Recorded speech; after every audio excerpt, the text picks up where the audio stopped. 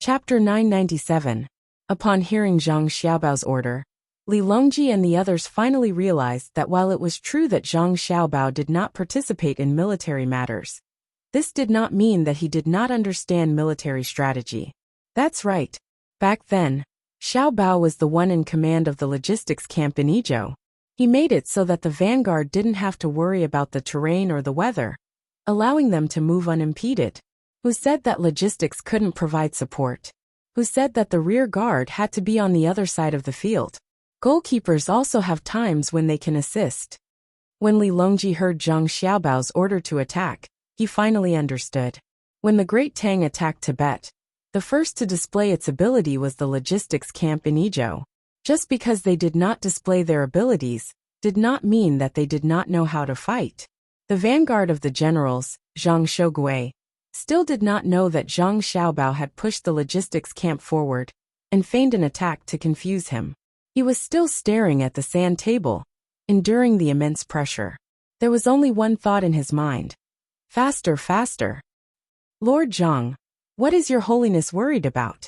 In one day, our entire army will come ashore. At that time, our guns and cannons will fire. I don't believe that they will be able to resist. Wang Zhongxi had also heard that the emperor had come to Zhang Xiaobao and Wang Wan's room to chat. He believed that his chance had come, but when he saw Zhang Shogui's brow furrowed, he tried to persuade him. You don't know. Things aren't as simple as you think. Since Wang Wan arranged for people to light the fire, she definitely has a rough idea of what we might do. I have to take advantage of the fact that they aren't well informed to move faster, so that they won't be able to react in time. Zhang Shogui pointed his baton at the location of the fire on the sand table as he spoke. Wang Zhongxi also found a baton and pointed it at a model of the river next to Hangzhou. Then wouldn't it be better if we didn't get off the ship and just went against the current to Zhujiang? That way, our gunboats would be able to use them. You're dreaming. You can think of using a ship. So how could Wang Wan and the others not?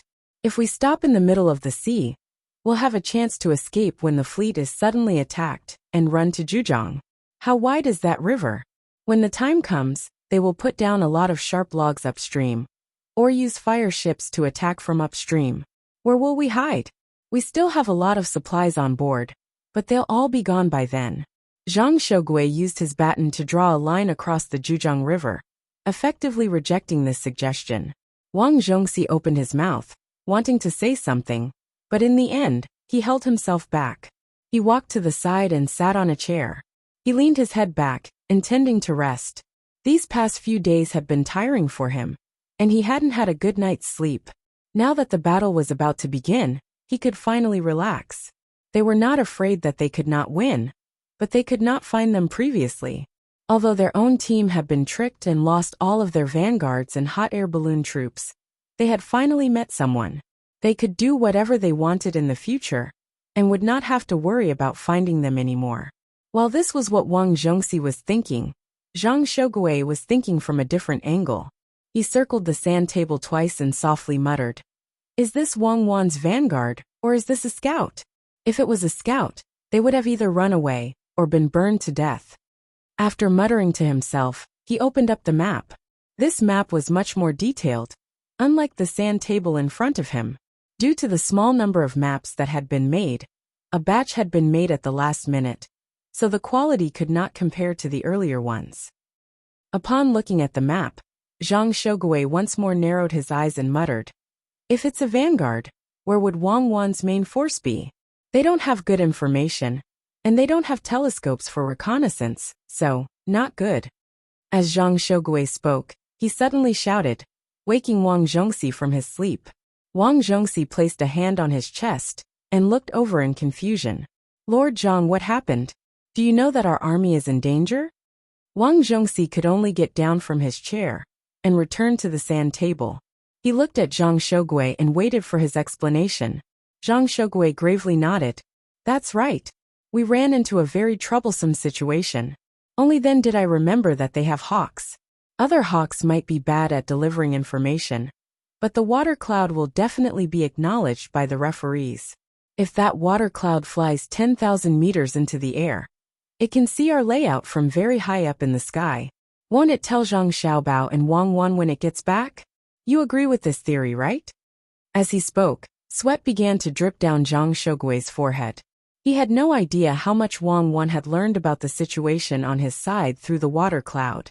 Wang Zhongxi and the other officers in the vanguard also sensed the threat from the sky.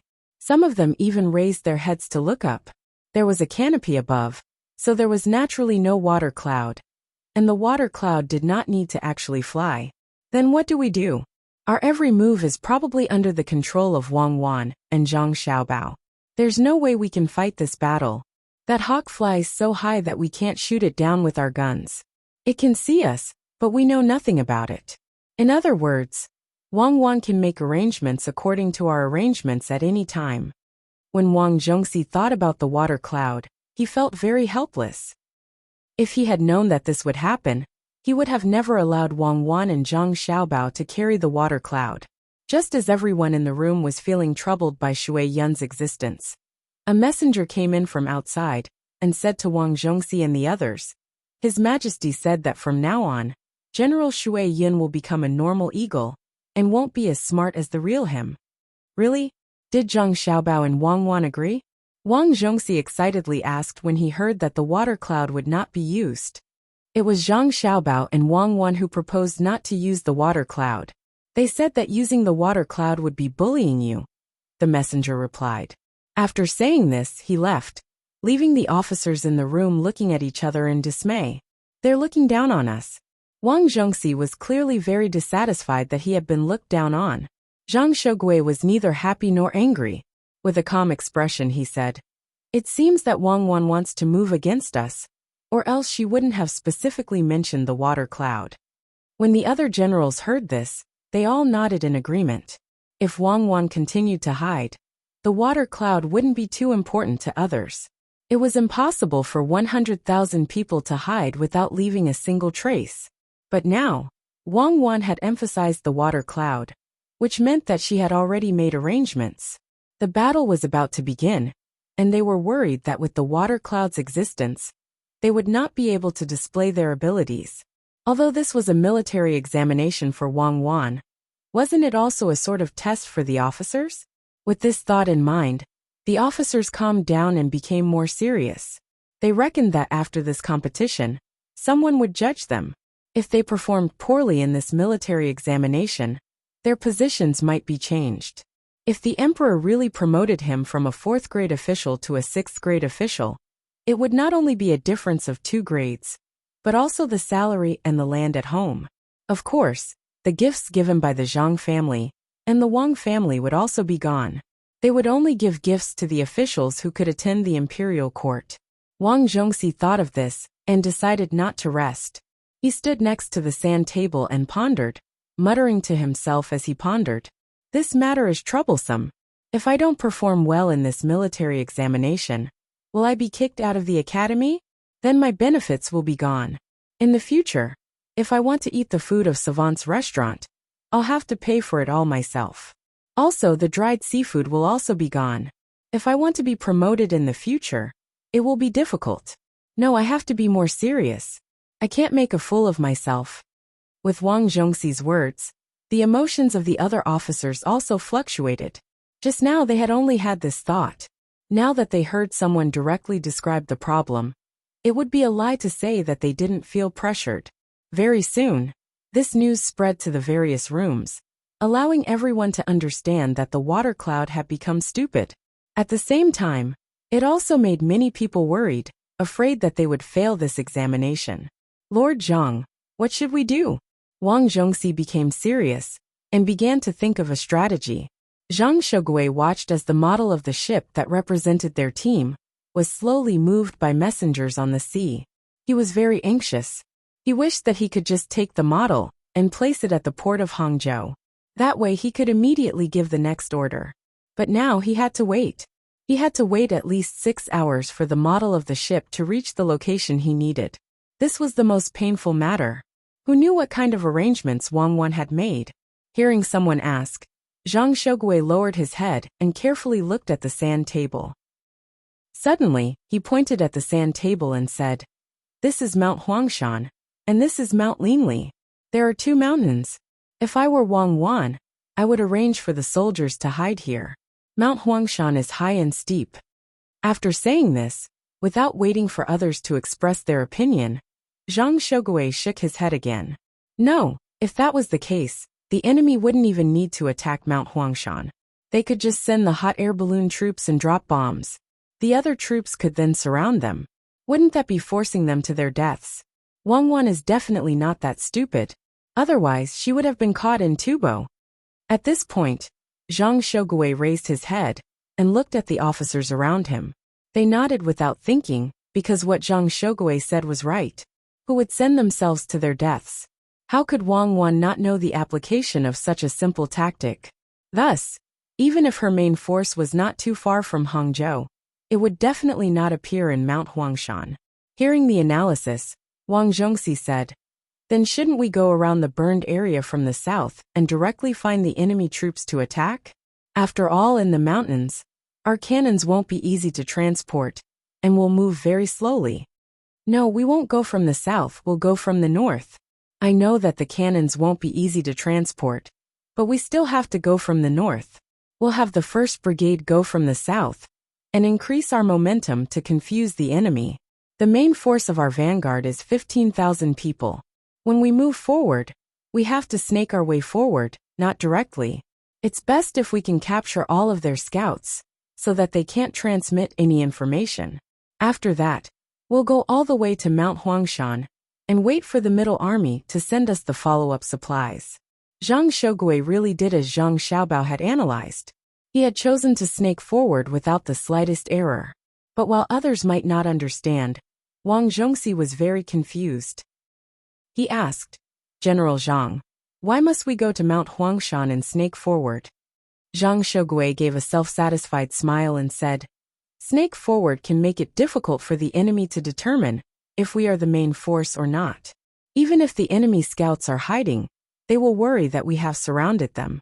The scouts won't be able to see how we snake forward, but that our troops are moving back and forth from the north to the south. This way, they will think that we haven't discovered their main force, and are currently searching for them. Since it's a search, it naturally won't be the main force. And our path forward is also toward Mount Huangshan. Do you think that Wang Wan will think of a way to eat up this portion of our troops? When she lectured us, she said that besides achieving the true strategic objective, what is even more important is constantly wiping out the enemy's strength. She said that we can't just give up on a tactical arrangement, because the enemy has too few people.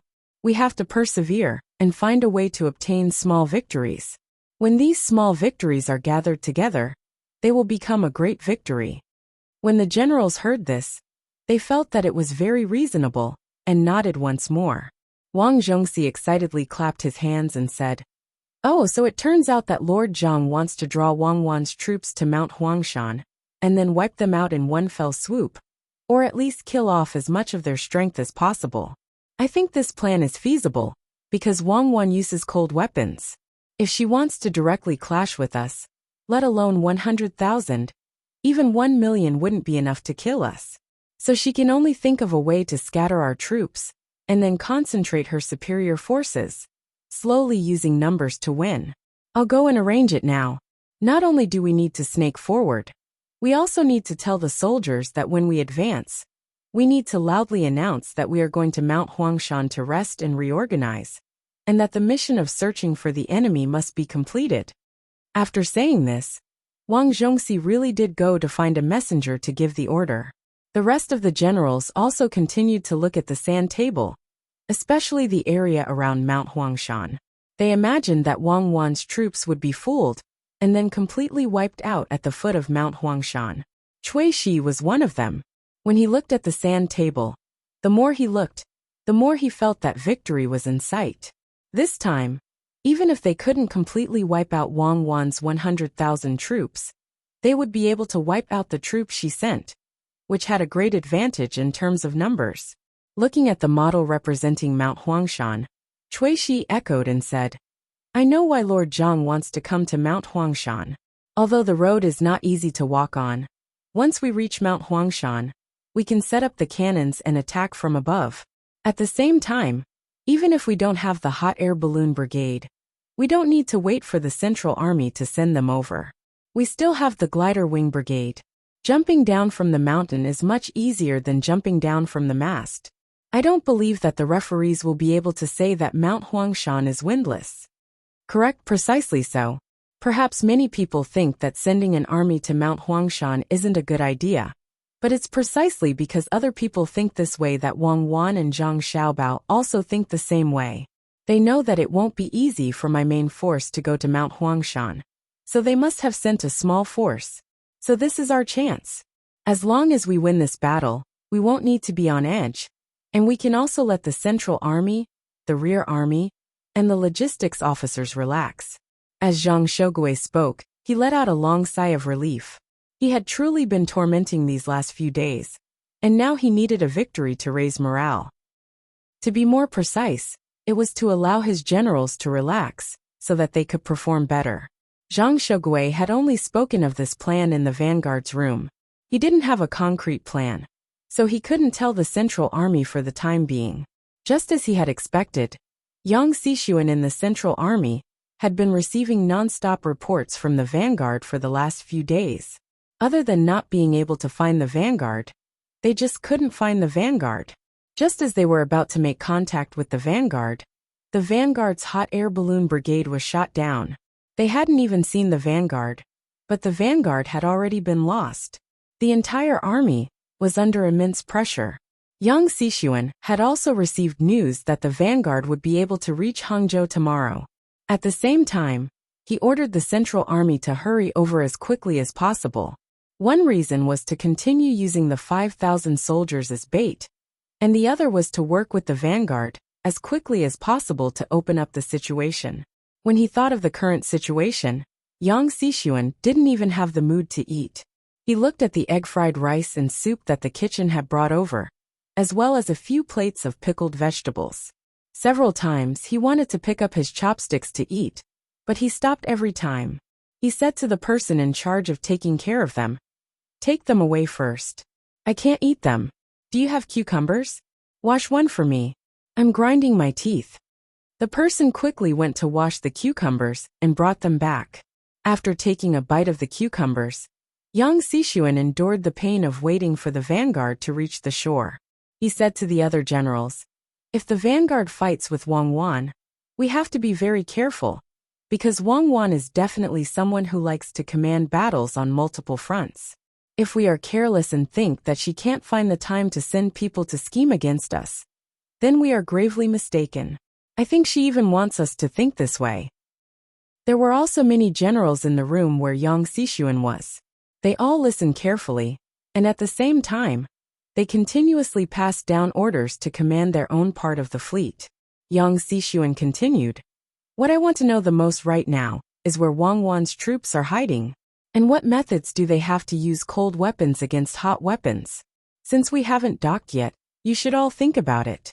If it were you, and you were asked to use cold weapons to face the cannons and guns, what would you do to minimize your losses while ensuring the effectiveness of your attacks?" "Sir Yang, I thought of something." Someone stood out from the crowd in the room. It seemed that he had considered this question before. He said, "It's actually very simple. I just need to not be discovered by the enemy in advance, and then lie in ambush on both sides of the path that the enemy needs to take. When they pass by and we suddenly attack, their cannons will be useless. A bayonet on a gun is not as good as a cold weapon. As for their pistols, they have very few of them, and at the same time, it doesn't mean that they will definitely kill with a shot. Other than this sneak attack method, I also thought of using bows and arrows. Use a large number of bows and arrows, and find a high place to shoot down. That way, it won't be worse than bullets. For example, there are many mountains on this sandbox. Here, this is a very big mountain, Yellow Mountain. If I were Wang Wan, I would ambush people here and think of a way to lure the vanguard over. Even if the price is high, as long as I can eat the vanguard, everything will be worth it." After this person finished speaking, he retreated. However, Yang Xixuan's eyes lit up. He was not interested in the two ideas that this person had suggested, but in the Yellow Mountain that this person had mentioned. His gaze immediately landed on the model of the Yellow Mountain, And then he looked at the 100-li radius of the forest that had been burned. He worriedly said, "It's possible that Wang Wan really did place the main force on the Yellow Mountain. If that's really the case, the vanguard is in danger. This won't do. I have to tell them. Someone, send a telegram to the vanguard." The Central Army guesses that Wang Wan's main force is in the Yellow Mountain area. The vanguard should not move and wait for the Central Army to arrive. After sending the message, Yang Xixuan ate the cucumber bite by bite. He anxiously paced back and forth in the room, afraid that the vanguard would not take his message seriously. It didn't take long for the vanguard to receive a signal from the radio. Someone wrote down Yang Xixuan's message on a piece of paper and sent it to Zhang Shogui. Upon seeing the words on the paper, Zhang Shogui smiled and said to the others, "The Central Army has sent a message saying that they're guessing that Wang Wan's main force is in the Yellow Mountain area. They want us to wait for the Central Army to arrive before moving." Haha, Lord Yang is very interesting. All the generals chuckled. Zhang Shogui's words were very interesting. They all understood that the people in the Central Army wanted to contribute, but they were also worried that their vanguard would get a higher score if they killed too many enemies. This was a competition between two parties. When the time came, the rewards would be different depending on who won or lost. This was especially true of the Yellow Mountain area. They had already analyzed the situation. If Wang Wan really dared to place the main force on the Yellow Mountain area, their vanguard would not even need to fight. They could just surround the area and guard the key entrance. When the Central Army and Rear Army arrived, their vanguard would be able to take down the Yellow Mountain area in one fell swoop. Not only did Zhang Shogui think this way, he was also a little dissatisfied with Yang Xixuan and Wei Wei. The greatest taboo in battle was to steal credit, but now, they were telling him not to advance and to wait in place. If that was really the case, what need was there for the vanguard? Wouldn't it have been better for everyone to come up together? If he really waited, when the martial selection ended, he might be accused of delaying the battle. If that really happened, would he, Yang Xixuan, take the blame? With this thought, Zhang Shogui immediately sent a message to Yang Xixuan. When Yang Xixuan saw the message, he helplessly shook his head. "I'm not in the mood for that. It's just a misunderstanding." "Fine, you're right. If Wang Wan really is on the Yellow Mountain, then the vanguard just needs to guard the key entrances and exits, and not let the main force come out. Once we reach the place, we can attack together. Naturally, we can eliminate Wang Wan. Going by that logic, it's not wrong. Wang Wan probably also understands this principle, so she won't run to the Yellow Mountain." After analyzing the situation, Yang Xixuan regretted sending this message to the vanguard. He shouldn't have made them suspect that he was trying to steal credit from them. Why bother? But he also knew that his explanation was useless. The other party wouldn't believe him. Handing the report to a general beside him, Yang Xixuan said, "Pass it around. Then think about where Wang Wan is most likely to be." When everyone saw the message, it was the person who had suggested the idea. At this time he spoke again. "I feel that Wang Wan had people light up the mountain because she wants to delay our attack. They need to set up a huge trap to trap us when the time comes. For example, if they empty a mountain or block a river, when we see that the river is shallow and halfway across, they will release the water. The people who cross will panic and lose a lot of their fighting strength. Those who don't cross will be naked on the other side of the river. In reality, this has a huge impact on the morale of the army. The judges will definitely make this judgment. Thus, Wang Wan needs to buy as much time as possible. I think she's no longer on the Jiangnan East Road, but on the Jiangnan West Road. We need to speed up and catch up." Yang Xixuan nodded and felt that it made sense. It was normal for Wang Wan to do something illogical. When they were fighting Tubo, didn't they do the same thing in the village? That's right. Digging a tunnel can help us avoid detection from above. Furthermore, if we dig a tunnel ahead of time, and make the longest tunnel out of the night watchman's field of vision, they can wait for our people to arrive at that place, and launch a sneak attack at night. It seemed that they didn't know when they would set up camp, and where they would choose, but those who knew war knew that the place to set up camp was similar. If Wang Wan and the others used a portion of their troops to delay, or attract their troops, Then it would affect the speed of their troops. When they needed to rest, their troops would be able to reach the place where Wang Wan and the others had dug a tunnel in advance. Then it would be easy for them to be ambushed at night. Yes, this is very important. We can use a tunnel. I have to tell the vanguard in case they fall for it. Yang Xishuan rubbed his hands excitedly and was about to send a message to the vanguard when he suddenly remembered that he had sent a message just now. In the end, it made both sides unhappy. This time, it seemed that he shouldn't be so meddlesome. Yang Xishuan stopped calling for a messenger to send the message and said to the generals around him, "After we get ashore, no matter where we go, we have to investigate under our feet clearly, especially under the stove in the house. See if there are any tunnels, wells, withered trees, etc." Everyone nodded. They felt that every bush and tree was an enemy. They hadn't even met Wang Wan's troops, and they were already scared by themselves. Yang Xishuan also realized this problem. He didn't have a plan in mind. Who could he blame? If there was anyone to blame, it was Wang Wan, who was always lecturing them. When she was teaching, she was really unscrupulous. So when he faced her today, he would definitely think of the situation during her lecture and use that to analyze what kind of methods she would use. At this time, another person also spoke up. "I think that Wang Wan has another choice, and that is to use their commoners to disguise themselves as soldiers to confuse us, while their main forces will circle around the vanguard and catch us off guard. They might even go around the vanguard to attack the rear camp, and go around the rear camp to attack the supply team. What we need to do is to increase our surveillance. We can't let them pass by us and cause trouble for our allies."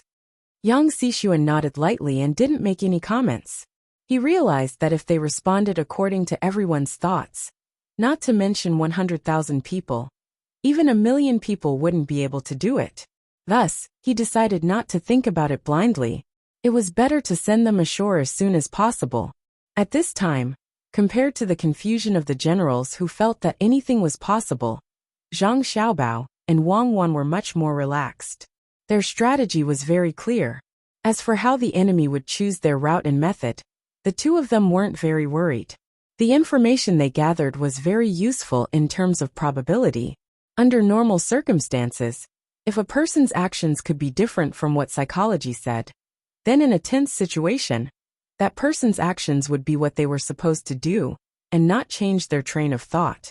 Li Longji was still talking to Zhang Xiaobao and Wang Wan. This time, they didn't talk about Shui Yun. Li Longji had just been diverted by Zhang Xiaobao, and gave Zhang Xiaobao and Wang Wan some time to study their strategy. When he found out, he didn't say anything. Now that the two of them weren't very busy, he asked Zhang Xiaobao. Xiaobei and the others said that they want to give them tax exemption. This way, they're willing to spend half of the money on the Tang children. We believe that they will definitely keep their word and won't spend less money after tax exemption. But what we don't understand is that the tax actually doesn't even cover half of their profits, right? Why would they rather spend more money, but still ask for tax exemption? Li Longji recalled the matter mentioned in the news that Xiaobei and the others sent back. He didn't understand this point, so he asked Zhang Xiaobao about it. It wasn't just him. Other than Wang Wan, no one else understood. Princess Jinqing helped Xiaobei and the others think. "I think it should be like this. Xiaobei and the others want to take out more money for the children, but they want to make more profits. At the same time, they feel that the tax they pay might not be used on the children. So, they thought of this method to use tax to exchange for more money to help the Tang children. They're so smart, they'll be more successful when they grow up."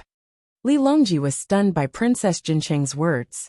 He shook his head helplessly and said, "It's not like that at all. They must have used some method to let them not only not pay tax, but also take out half of the money to spend on the Tang children. The benefits they get, or rather the money they earn, are more than paying tax directly. Isn't that right, Xiaobao?" Zhang Xiaobao's eyes showed a confused expression. He shook his head. "I don't know. I've been busy with the military selections. I don't have time to analyze this. It's probably a welfare measure that they came up with."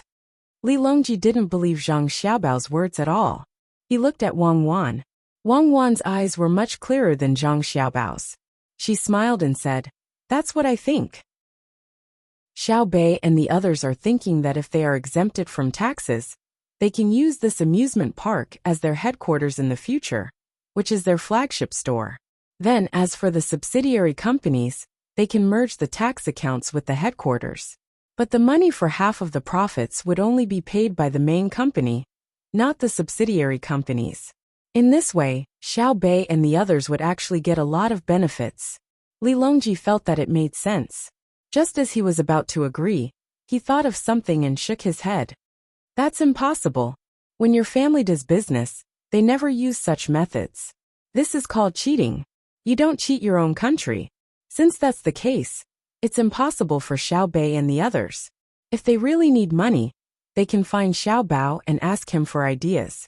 Moreover, Xiao Bao didn't stop them, which means that Xiao Bao already knew what they were going to do. And you cuckoo, you almost fooled me. I don't believe that you don't know either. The two of you must have realized that Xiao Bei and the others' plan would benefit you greatly. You were afraid that I would scheme against you, so you played dumb with me. I deny it. Zhang Xiaobao and Wang Wan spoke at the same time, then laughed together. Li Longji was very depressed. Seeing Zhang Xiaobao and Wang Wan put on an expression that said, "I won't say anything even if you beat me to death." He waved his hand helplessly and let the two of them continue to study the strategy. He called Gao Lisher and the others over and sat in a circle to study how Xiao Bei and the others could take out half of the profits and still make more money than if they were not taxed. Empress Wang sat there and didn't make a sound. For her, this was a very difficult thing to do. She preferred to watch Wang Wan and Zhang Xiaobao play with the sand table instead of studying economic matters. Wu Huifei's eyes turned back and forth. She was also thinking about how to benefit from this matter. Since the situation that Wang Wan said would not happen with the tax exemption, then no matter how she calculated, she couldn't figure out how Xiao Bei and the others would benefit from it. It's so strange. Could it be that Xiao Bao helped to come up with this idea? Xiao Bei and the others seemed to. Wu Huifei thought carefully for a while, but in the end, she couldn't figure it out. She looked at Zhang Xiaobao and said, "That's impossible. If it was Xiao Bao's idea, Xiao Bao would have said it himself. This isn't the first time I've dealt with him like this. Although I always end up at a disadvantage in the end, I can say that it's already very difficult for others to lie." Li Longji denied Wu Huifei's statement and praised himself. He was a little proud. Gao Lisher echoed, "I don't think it was Xiao Bao's idea. Xiao Bei and the others have already thought of many good ideas. They always stay with Xiao Bao and Cuckoo, so their way of thinking is almost the same. As for the idea of not paying taxes and taking out half of the profits, I can't figure it out for the time being. Unless it's like this, the tax they have to pay is more than half of the profits they take out. Otherwise, it's not worth it. But if it's not worth it, they won't deliberately say it." Gao Lisher said a lot, but in the end it was useless. Princess Jinqing blinked and listened. She was very much looking forward to Xiao Bei and the others getting more benefits from the tax exemption. Such a good group of children should be rewarded more. Even though Zizhenchide was once the king of Tubo and controlled the whole of Tubo, he wasn't proficient in economic matters. He was far from being proficient in military matters. The only thing he knew about economic matters was that he used to trade with Tang dynasty. He used horses, cows, sheep, and other products to exchange for tea leaves, salt, and iron from Tang dynasty. Of course, there was also the simplest method, and that was to find a way to marry a princess of Tang dynasty, regardless of whether the princess was a real princess or a princess who was promoted to a princess at the last minute. As long as he married her, he would get a lot of things in craftsmen. In the past, it wasn't only Tubo who did this. The Tujue and some tribes in the north of Hebei province also did this. Everyone had their eyes on the additional benefits of marriage. But later on, as Xiao Bao and Cuckoo gradually grew up, Tang dynasty stopped sending women out. Even when they sent people to pay tribute, the return gift was so light that the value of the tribute wasn't even enough. Now, although he didn't have to worry about Tubo not having enough food because Tang dynasty would send them, he still didn't understand economic matters. This was really too difficult. Zizenchide thought and said, "Why don't we ask Xiaobei and the others? They should know their own ideas." "We can't ask," Li Longji quickly said. "If we ask them, won't it make me look stupid? If the 9 of them can think of a method, I don't believe that I can't think of one myself." Everyone fell silent again as they tried to analyze the situation. After a quarter of an hour, Li Longji slapped his thigh and said, "I know what's going on now. They must have found out that if they want to pay taxes, then they have to pay a proportional tax that includes both costs and profits. In other words, their cost is higher and their profit is smaller. If they pay tax according to the method I said, they will earn less. It's better to take out half of the profit. For example, they sell a piece of candy for 100 copper coins, but the profit is only 30 copper coins. If the tax is 20%, they have to pay 20 copper coins. But after the tax is exempted, even if they take out half of the profit and use it for other purposes, it will only be 15 copper coins. In this way, they will pay 5 copper coins less. How about it? Am I right? Xiaobao, did you hear that? Tell me, am I right?" Li Longji analyzed and felt that his analysis was completely correct. He was proud of himself again. Zhang Xiaobao smiled and replied, "I don't know either. Maybe it's right. I'm looking at the terrain here. It's autumn now. If it's winter, I don't know if it will snow heavily. If it does, it won't be easy to hide. It'll be difficult." Wang Wan didn't need Li Longji to ask and said, "So you can think like that. Amazing. After this busy period, I'll get someone to report it and ask Xiaobei. At least I have to understand what they are doing. The profit ratio is so small." Chapter 998. When Li Longji heard Zhang Xiaobao and Wang Wan's answers, he immediately understood that he was wrong. Xiaobei's amusement park project definitely earned a lot of profits, and the ratio was very high. Otherwise, the 2 of them would have admitted it just now. In this situation, he was wrong, and they did not want to directly deny his words, so they gave such an answer. "We don't believe that we can't think of something." Everyone continued to think. "It's just a matter of money," Li Longji said in a fit of pique, and then he began to think hard, looking very serious. The others also thought with him, and no one disturbed Zhang Xiaobao and Wang Wan. Li Longji did not know how many losses he had brought to the generals after he went to Wang Wan's room. The generals all thought that since the emperor was talking to Zhang Xiaobao and Wang Wan, the 2 of them would not be able to focus on the battle, so they were a little gloating. But it was precisely this thought that made them slack off, especially the people in charge of the specific battalions and teams. They did not have much to do, and only the brigade that went ashore was relatively busier. But they still did not discover the enemy. This state of not being able to be nervous made them slower to react to unexpected situations. In the hibiscus garden, while everyone was thinking about their own matters and making arrangements, Xiaobei and the others had already arrived at Old Willow Village. Lu Feifei was on the train to Hongnong to pick them up. When she saw Xiaobei and the others, Lu Feifei, who had been on tenterhooks for the past few days, felt much more at ease. She did not believe that there were officials in the Great Tang who could contend against Xiaobei and the others. When Xiaobei got off the train, the first thing she did was give Lu Feifei a hug. But she was short, so her hug could only reach Lu Feifei's waist and not her shoulders. "Big sister Feifei, don't worry. I've already arranged for people to protect your brother. It should be almost done by now. We plan to let him out, as long as he doesn't suffer and doesn't suffer in there. Then when I get there, I want to see how the local officials of Jiang District explain it to me. They should be very honest. But who asked the economy to develop so quickly? All of them are starting to scheme."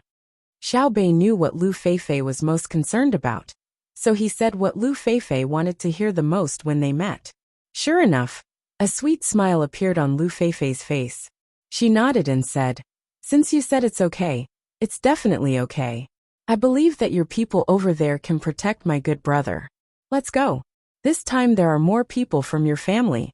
My mother is here, so there are more people protecting and serving me. Let me introduce you. Come, follow me." Xiaobei held Lu Feifei's hand and pulled her to the side of the train. After waiting for a while, her mother and Xiao Yuan's mother came down. As soon as they came down, the Jiang Wang clan's mother said to Xiao Bei, "Why are you running? The guards haven't finished yet, and you ran down. What if something happened?" "Impossible. How could something happen? Mother and aunt, let me introduce you. This is Lu Feifei from Old Willow Village. Her brother went to other places to help us sell things, so he was caught by the government office there. Big sister Feifei, this is my mother, and this is my aunt. She is Xiao Yuan's mother." Xiao Bei didn't answer his mother's words, but began to introduce them to each other. Lu Feifei naturally received the good treatment she deserved. She was pulled by the two elders to ask about this and that, and also received a lot of gifts. She couldn't hold them all by herself, so she had to let others continue to help her. Then they went to Old Willow Village. When they passed by Hongnong County, Xiao Bei made a comparison and found that the county was better than before, especially the amusement park that was going to be built as a compensation for them. She looked forward to it being built soon, so that she could have fun first. Then Xiao Bei and the other 8 people came up with a plan to use half of the profits in exchange for taxes. They were now almost at Old Willow Village. The road under their feet was many times better than the last time they were here. It was mainly because there was a flood the last time they were here, so they had to wade through the water to get there. Now it was replaced with cement roads. "Big sister Feifei, how is life in the village now?" Xiao Bei sat in the car and looked at the scenery outside that was slowly retreating. She asked Lu Feifei, who was sitting in front of her. "Life is much better than before. Ever since we went to Hongnong to help weave baskets, our village's reputation has grown. Many rich families would point to our Old Willow Village's baskets if they want to buy baskets, saying that they are sturdy and durable. You also know about willow trees. Even if it's just a willow branch, it can still grow if it's inserted into the ground. Therefore, we weave all kinds of things. Not only are the people from Hongnong buying them, we pile them together and send them to Luoyang by train. Our house has already changed. It's no longer the short and weak mud house you saw the last time you were here. Now we are using bricks and cement. We found someone from Zhengzheng Construction to build it. When the people from Zhengzheng Construction saw that it was our village, they didn't charge us for the labor. They only ate the food we made, so we made a lot of delicious food for them." Lu Feifei spoke as she gestured. She appeared very excited as the smile on her face never faded. Xiao Bei nodded vigorously when she heard that. She was also happy. "That's great. Is it a 2-story building?" Since Zhengzheng Construction is here to build it, they will definitely suggest building a 2-story building for your house. Yes, 2 stories. I live on the upper floor. Standing there allows me to see very far. Now at my house, we don't have to go out to buy things. There are people who specially transport the things to the other side of the bridge and wait for us to buy them." Lu Feifei nodded as well before she began talking about all kinds of interesting matters. Xiao Bei listened seriously and learned of the changes in the village from Lu Feifei. First of all, Old Willow Village did not suffer any losses during the disaster. In addition, they had helped to earn a lot of money in the past. At the same time, they helped to build a reputation for the willow knitting business in the village. As a result, their willow knitting business earned more money. Now, unless they organized a train to transport a box of willow knitting, they would not sell it at other places. Usually, other people would buy it and sell it at other places. Speaking of the willow knitting business, the people of Old Willow Village were indeed good at it, but not many people were willing to buy it. Even if the willow knitting business did not look very beautiful, it was fine as long as it could be used. Did the basket used to carry dung need to be very gorgeous? The reason why more people were willing to buy the willow knitting business from Old Willow Village was because this business had saved lives when they helped Hong Nongzhong rebuild the village. A person went up to the top of the 3rd floor of a restaurant and was working there. Suddenly, he accidentally fell from the top. The moment he fell, he grabbed a willow basket. In the end, he used the basket as a cushion under his body. Other than being scared and sweating, nothing happened to him. Not even a small wound was found. Then, everyone went to look at the basket. The only thing that changed the shape of the basket was that Weiwei used her feet to return to its original shape. The willow branches did not break. Everyone took turns to look at the basket, and found that the willow branches used to weave the basket were very strong. The weave was very fine, and the outside was very smooth. There were no burrs at all. This was really a good basket. Otherwise, how could it save a life? Everyone went to ask who made the basket. After asking, they found out that it was the people from Old Willow Village who provided it. From that moment on, Old Willow Village's willow knitting business became famous. The material was good, the workmanship was good, and it was auspicious. Just like that, as long as the people around wanted to buy a basket, they would choose Old Willow Village's products. When there was demand, there would naturally be production. The people of Old Willow Village were busy weaving all kinds of things every day. Merchants came over and waited at the bridge for the people of Old Willow Village to bring the things they wanted to sell over. They would pay the money and directly buy it. Many merchants came, but the amount of goods produced in the village was limited. Therefore, the merchants waited for a long time, but there were very few who could actually buy. When a smart merchant saw this situation, he simply stopped buying willow knitting. He found a few people to be his shop assistants and began to sell soup pancakes, noodles, wontons, and so on. The noodles were directly bought in Old Willow Village. The shredded cucumber sprinkled on top of the noodles were also bought in the village. The village's own seeds made the merchant's business very good. When the other merchants saw this, they all thought of ways.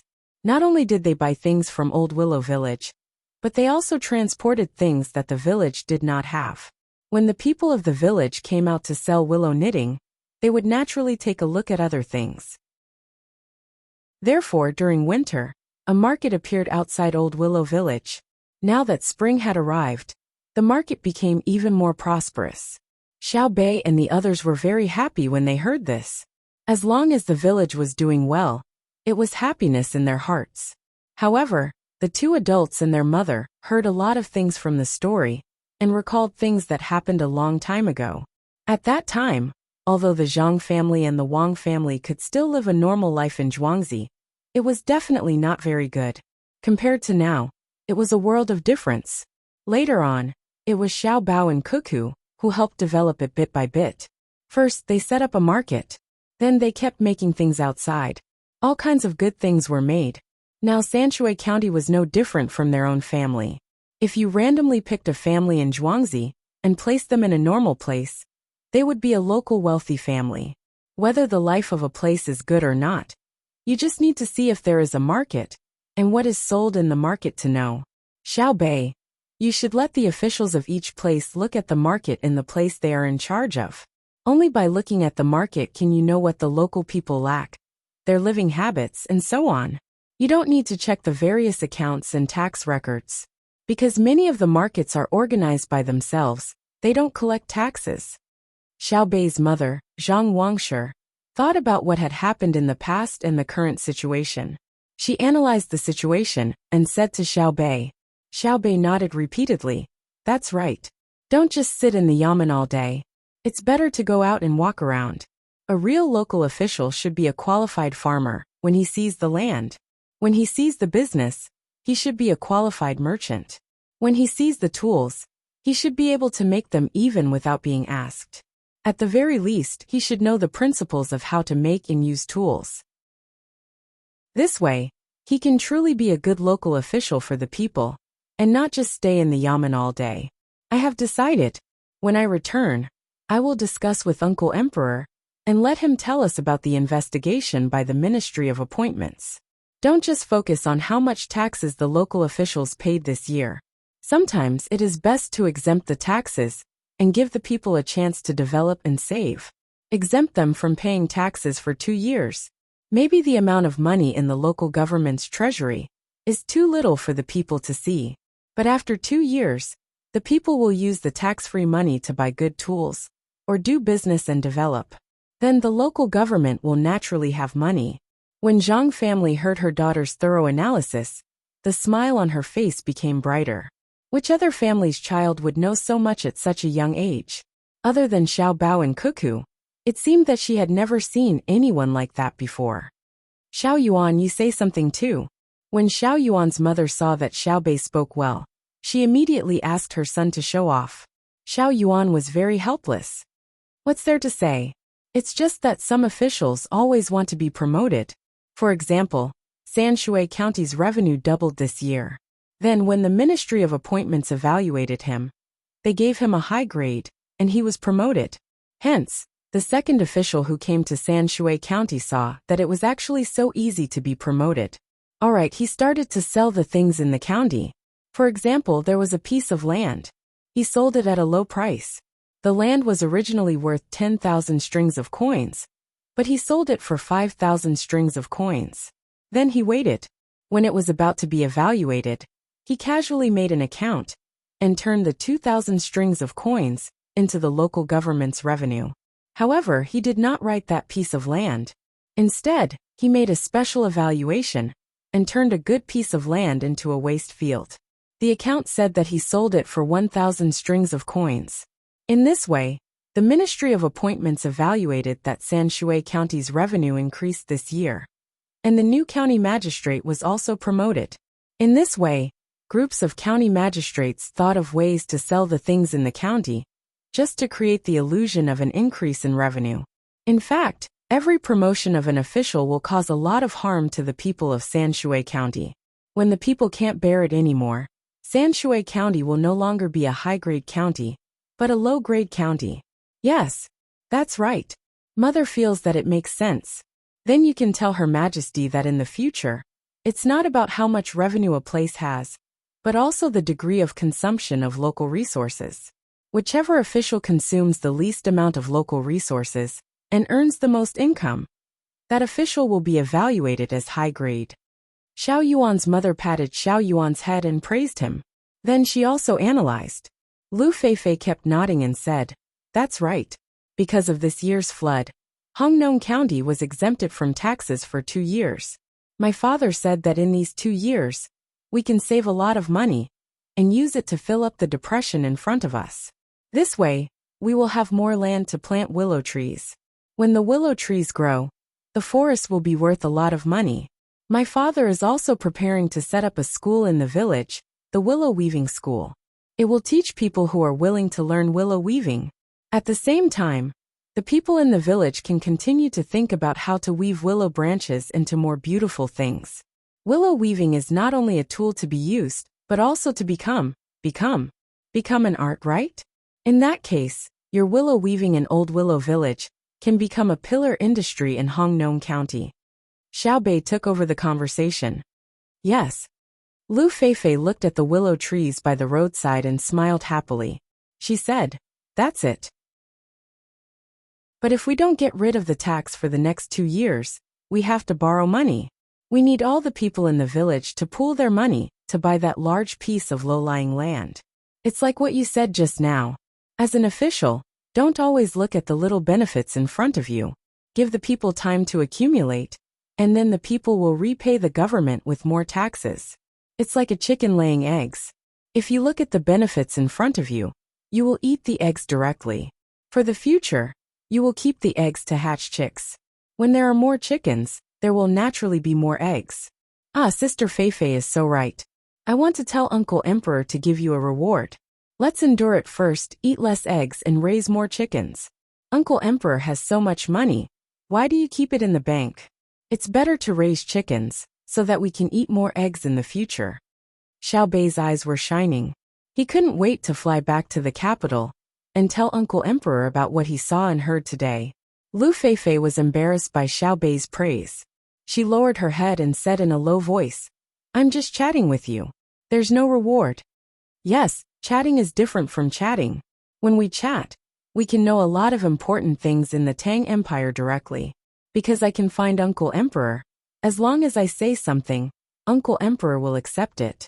I'll think about it and ask Uncle Emperor to give you an official title. First, you will be a small official. When you learn more, I will give you an official with real power. Otherwise, if you do something wrong at the beginning, it will cause losses. Yes, just do it. Anyway, Uncle Emperor has a lot of officials. When Xiao Bei was talking, he decided to give Lu Feifei an official title. As for what it was and what grade it was, Xiao Bei didn't know now. He had to see Uncle Emperor to ask clearly. Lu Feifei was shocked. At the same time, She couldn't believe that she was going to be an official. She was still a child, so she became nervous at once. I don't know how to be an official. I don't know anything. Xiaobei, I'm scared. Don't let me be an official, okay? If you don't know how to be an official, you can be an official. I guess some officials are worse than you. They only know how to take the imperial examinations. When it comes to practical work, they are confused and leave it to others. Anyone can be an official like this.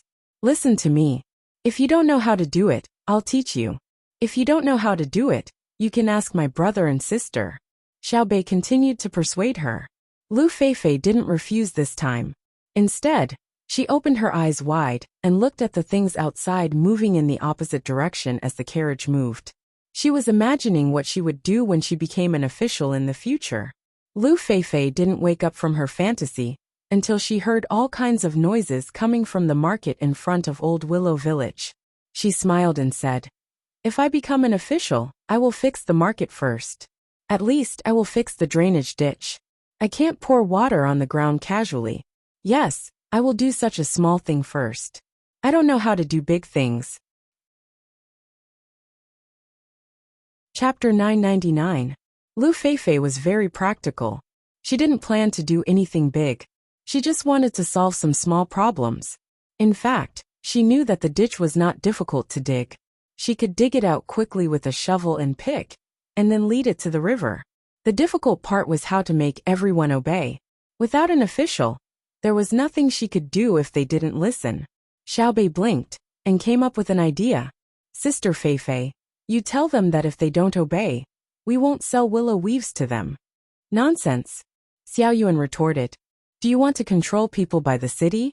You don't teach people to be virtuous, but use money to command? Why don't you publicize the dangers of messy things? Or you just stand out and see who dares to disobey. If we directly order the guards to arrest them, the censorate won't dare to impeach us, right? Mother is here. Don't scold me." Xiaobei looked at Xiao Yuan with his big eyes. Just as Xiao Yuan was about to speak, his mother scolded him. "Don't scold, Xiaobei. If you have an idea, just say it. I say just give her an official. We can make our own official seal and official uniform. But the imperial seal can't be copied. We can make it up later. We can just say yes. They won't ask." Xiao Yuan felt that he had no status, and said in a fit of pique. Xiaobei smiled at Xiao Yuan. Then listened to Xiao Yuan. "Let's do it first. We can also make the imperial seal. I'll send a message right away, and ask Uncle Emperor for authorization. Yes, we can't wait to go back to the capital. Someone, send a signal to my brother in the capital. Tell my brother to ask for authorization from Uncle Emperor. I want to ask for an official position for Sister Feifei. I don't know what kind of position it should be, but it has to be one who can manage the area around Old Willow Village. Rank 7. Send it there as fast as you can." Xiaobei shouted outside, and said to the servant girl in the inner courtyard in the car, "Let's make the clothes first. Once the message comes, our clothes will be ready. Show the efficiency of our family." Now they were busy. Xiaobei and his people didn't get off the car. They could see the market from afar. The team stopped, and the cooks started to cook. The tailor was measuring Lu Feifei's size. The person in charge of the radio adjusted the frequency, and took the most urgent route. Xiaohai got out of the car, and stood outside to look at the market with a pair of binoculars. After thinking for a while, he said, "Raise our flag. We're already here. There's no need to keep a low profile." Immediately, someone began to raise the flag. Along the way, they did not hang any signs. From a distance, they could not see the embroidered pattern in front of everyone's chests. It was impossible to guess who made up this vast and mighty team. The main thing was that he was afraid that when he passed by Hong Nong, the officials inside would hear the news and stop working, and run out to welcome him. The people in the market also saw the long line of people coming over. Just as they were wondering which large caravan it was, a large flag with 9 rice seedlings surrounding a bonfire floated up. The bustling market instantly fell silent. These banners were far too familiar. They were unique to the Great Tang, and it was very easy to tell which banners represented whom. "They're here, they're here. Xiaobei and the others are here." A child from Old Willow Village was picking candy in the market. After seeing the flag, he gave up on the candy and the money. He ran toward the bridge with both arms and shouted at the top of his lungs. The candy seller looked at the money, and then looked at the candy. He said to a dough maker next to him, "Help me take a look. I'll send the candy over. Don't let people think that I took his money for nothing." A person selling liangpi carefully kicked a cucumber, but that had just been thrown to the ground to the back of the cart. A person selling cabbages that had been stored for winter also picked and put the best-looking cabbages neatly in front of him. The people in the market stopped shouting. The shoppers stood motionless, and the sellers began to clean up. No one asked them to do so, but they felt that it should be so. Then the crowd waited. When the team came over, no one went forward to welcome them, until the villager of Old Willow Village led a group of people across the bridge. The market remained silent. The villager looked around and said to the people behind him, "Wait here. I'll go." After saying that, the old man tidied his clothes, raised his head and puffed out his chest, and walked unhurriedly toward the team. Xiao Bei and the others were ready to eat. They asked the chef to make a lot of food. There were already more than 1,500 people in their team, so they might as well make more. They even brought along the people from Old Willow Village and the people in the market. The flags that were raised did not belong to the two mistresses of the family. Xiao Bei and the others did not want others to know that their mother had followed them. At this moment, she was waiting for news from the capital. She was still using her family's intelligence network. The speed of transmission was slow in her opinion. Her brother and sister had said that there was a place where no matter how far away it was, if one side wanted to talk to the other side, it would be done in the blink of an eye. The villager of Old Willow Village, Old Man Lu, moved over. The people in the team were doing their own things. Only a maidservant came over. "Third Grandpa, why did you come personally?" The young ladies and young masters said that they would invite you when the meal was ready. Hearing the maidservant's words, a smile appeared on the old man's face. Regardless of whether the maidservant would really invite him, the words coming from the maidservant's mouth made him feel comfortable. "It's not like I can't walk." "Where are Xiao Bei and the others? Take me to see them. In the blink of an eye, it should be half a year. Let me see how much taller they have grown." The old man's eyes looked at the biggest carriage in the middle. The maidservant came over to help him walk there. When they were 20 steps away from the carriage, someone had already told the people in the carriage the news of the village chief's arrival. Xiao Bei was the first to push open the door and jump out. She opened her arms and ran to the old man's side. She grabbed the old man's clothes with both hands and said happily, "Third Grandpa, I'm here again. Did you miss me?" Old Man Lu was overjoyed. He picked Xiao Bei up and kissed her hard. He said, Yes. Even if I didn't miss myself, I would still miss you guys. You're really heavy." "We missed Third Grandpa too. When we came, Sister Feifei said that every family in our village had built a house. I wished I could grow a pair of wings and fly to that place, so that I could see it earlier. I know that if Third Grandpa was not the village chief, it would take at least half a year to build a house." Xiao Bei hugged Old Man Lu's neck with one hand and said, "Your little mouth is as sweet as honey. Ha ha ha." Old Man Lu finally knew why the current emperor doted on Xiao Bei and the others so much. Apart from her brother and sister being powerful, she herself was not bad. She was pretty and had a sweet mouth. She gave people the feeling that she was his own daughter. Xiao Bei also laughed and said, "Third Grandpa, you can choose today. What do you want to eat? I'll ask someone to make it for you.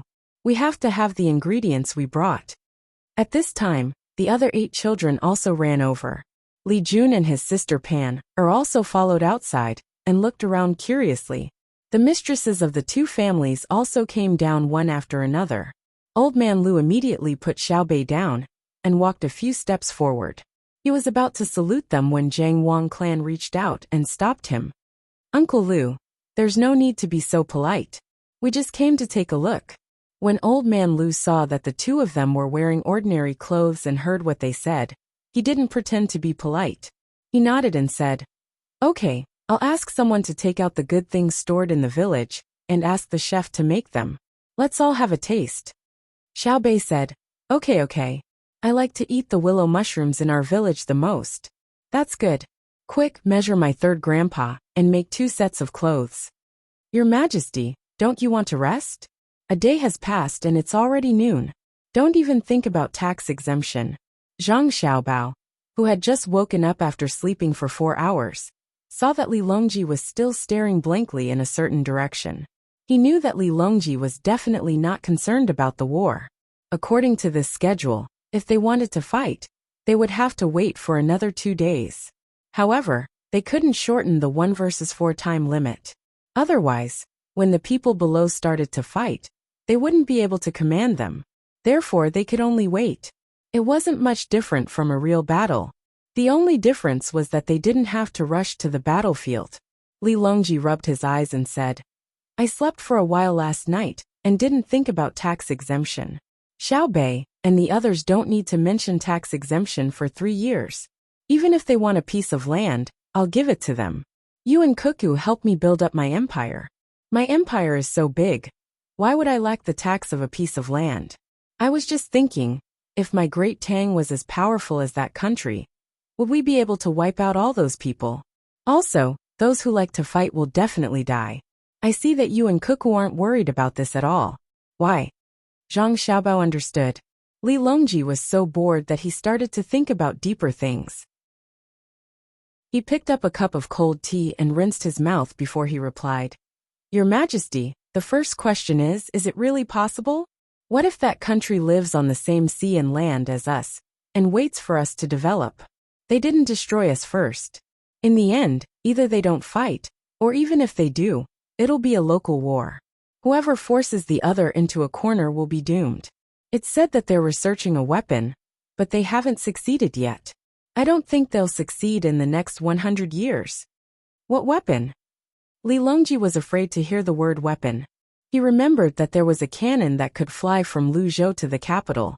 It's a very powerful weapon. For example, the Hunan province. If you throw one of those weapons, it'll be gone. No one can go there for a few years. Otherwise, they'll either die or fall seriously ill. Zhang Xiaobao revealed something else to Li Longji. Li Longji's breathing quickened. He picked up a cup of herbal tea from the small table and took a sip. He was still thirsty, so he drank it all. There was still a tea leaf in his mouth. How are they going to deliver it? Li Longji asked. Do you see the skycracker monkeys and the disposable rocket launchers used by our army?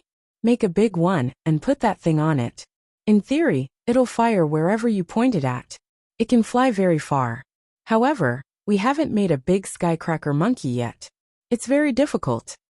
Zhang Xiaobao continued to lie. Can you intercept it? Li Longji knew about this. Yes. In theory we can intercept it. Then think of a way to stop it. If Great Tang has that kind of weapon, and there are enough of them, if someone wants to destroy Great Tang, they'll only die. I don't even attack my enemy's country.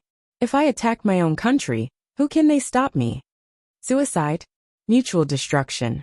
If there are enough of them, we'll detonate them all at once. No matter where they are. As long as they're standing on this land and the sky above them, they'll die with us. As for your Majesty's second question, it's very simple. A warmonger is a sure way to die. The first question is that war is a war of population and resources.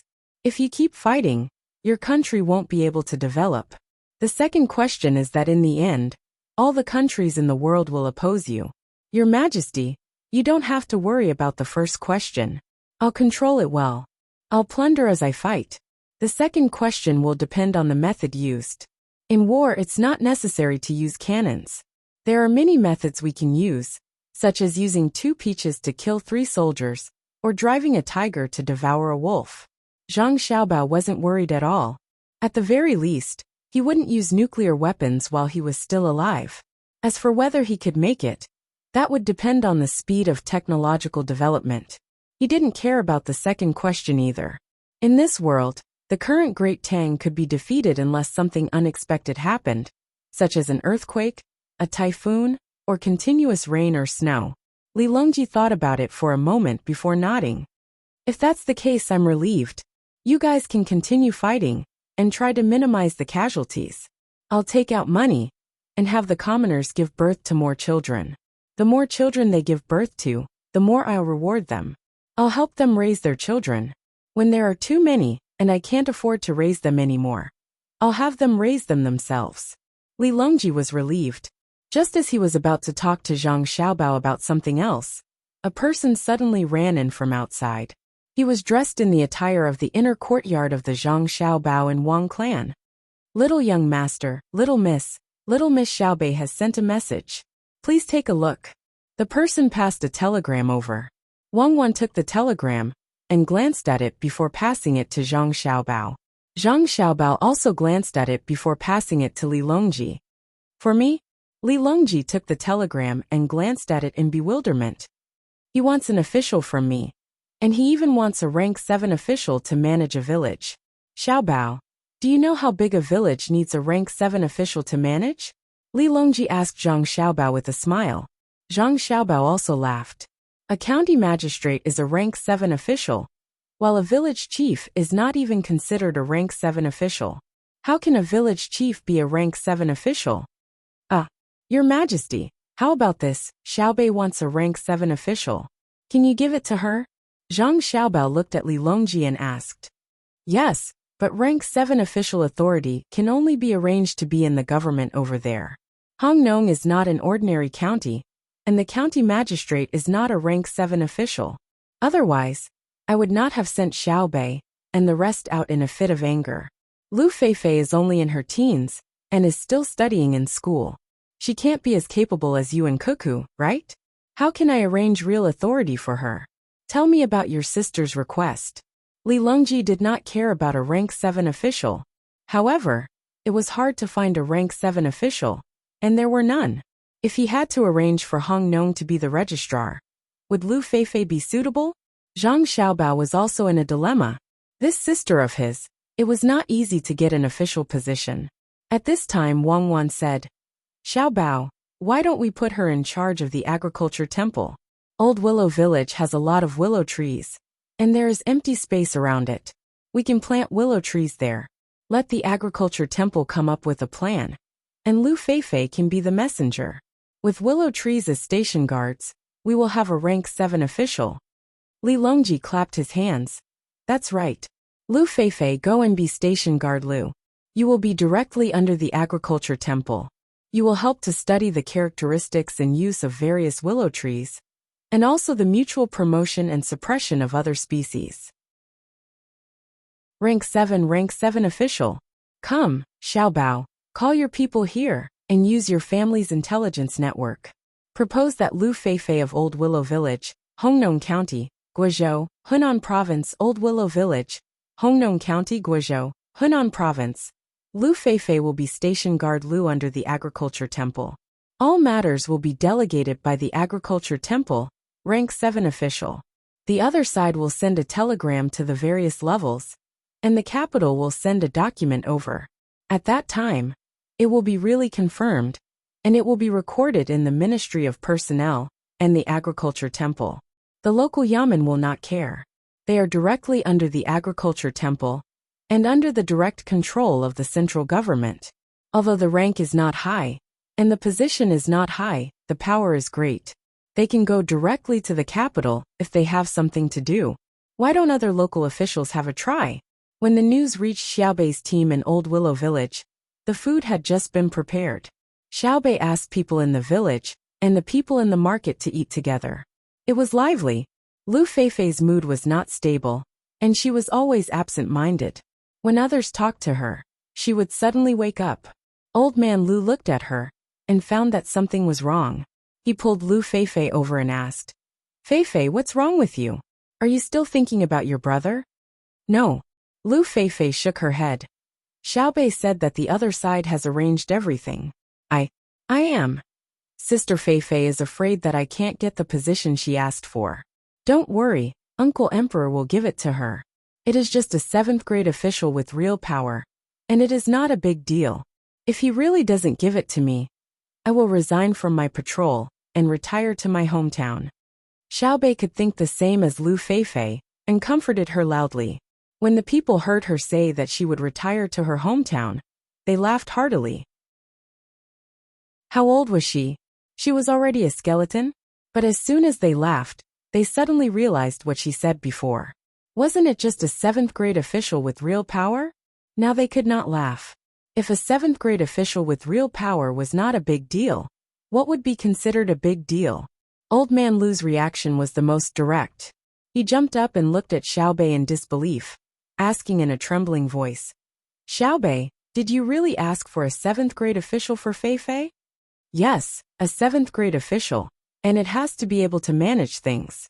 An 8th grade official does not sound good.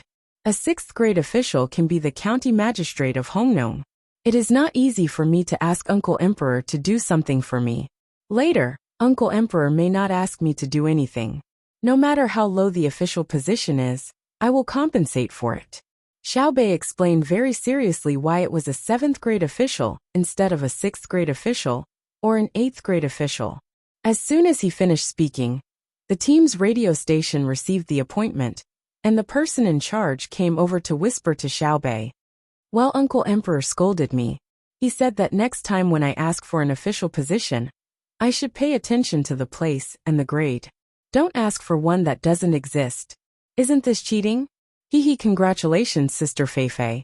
From now on, you are station supervisor Lu under the jurisdiction of the Agriculture Temple in Old Willow Village, Hongnong County, Guizhou, Hunan Province.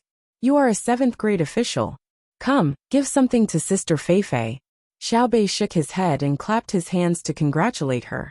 The family took Lu Feifei to the carriage.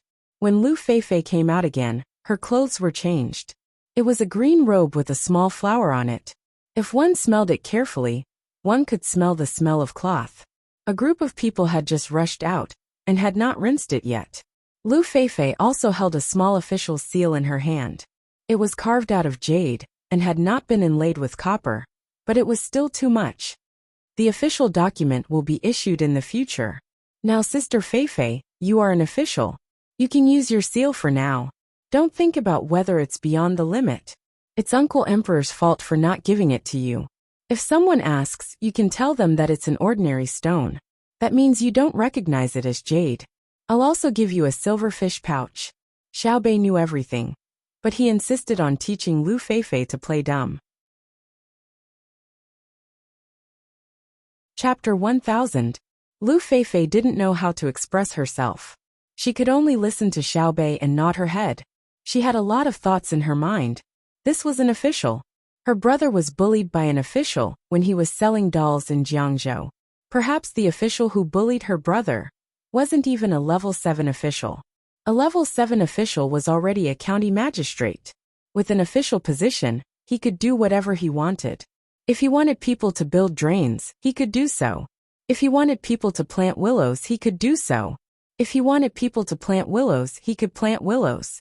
If he wanted to plant any species, he would have to ask the experts in the village. "Xiaobei, don't worry. I'll do my best. If you don't know how to do it, you can ask Third Grandpa first. Our group is rich, and I'll get a lot of money in the future. I promise that I won't be greedy when I become the supervisor. If I use my power for personal gain, aye, bring me your head. We're sisters, so I'll give you a quick death." Speaking of this, Xiaobei seemed to be a different person. "I asked Uncle Emperor for an official position because I want to use his favor for personal gain. But since I want Old Willow Village to develop well, and I can't guard it myself, I can only arrange it for you. If you do something wrong, I won't say that the world is righteous. I'll only say that for Uncle Emperor's trust, even if you don't deserve to die, I'll impeach you. You know that all the officials we impeach are innocent and have 5 grades. So Sister Feifei, if you need anything, tell me first. We'll help you think of a way. You can't do it secretly." Lu Feifei didn't think that Xiaobei was wrong at all. She still nodded. I know. When you investigate officials, you'll have the help of your family's intelligence network. So you can't be wrong. I won't learn from Yin Zheng. I heard that he's still alive and is on the street outside the palace. At most, yes. If I can't make a decision in the future, I'll ask Third Grandpa. If Third Grandpa can't make a decision, he'll ask you. If you can't make a decision, you can ask Brother Xiao Bao and Sister Cuckoo. Can they do it? That's right. My brother and sister are very capable. Uncle Emperor and the civil and military officials have to ask my brother and sister for help when they can't figure it out. When Xiaobei heard others mention her brother and sister, she immediately became proud. When the two of them talked, they did not avoid the people around them.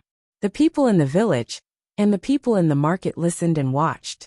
They found that they could not find Xiaobei even if they wanted to. This was because they discovered that Xiaobei was very calm. She did not mention the righteousness of the world, nor did she talk about the morality of the past and present. They only thought that she had selfish motives. She liked Old Willow Village, so she used her connections to directly ask for an official position from the current dynasty's emperor. If she said it was a 7th rank, then it was a 7th rank. If she said it was a real position, then it was a real position. They didn't fear her authority, but they couldn't accuse her of having bad intentions. Moreover, she was so cute and beautiful. And she was also the little sister of Xiao Bao and Cuckoo. Not far away, Xiaohai stood up. He was relatively calm. He held his sister's shoulder and said to the surrounding people, "There are rules in every trade, and every country has its laws. Even if you are a thief, you are not allowed to rob if you can't steal.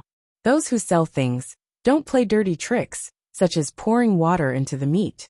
You should earn the money you earn, but when you shouldn't, don't let me see it." "Who dares?" A butcher continued Xiaohai's words. His voice was very loud. It was not that he was not afraid, but he found that the 9 children were very reasonable.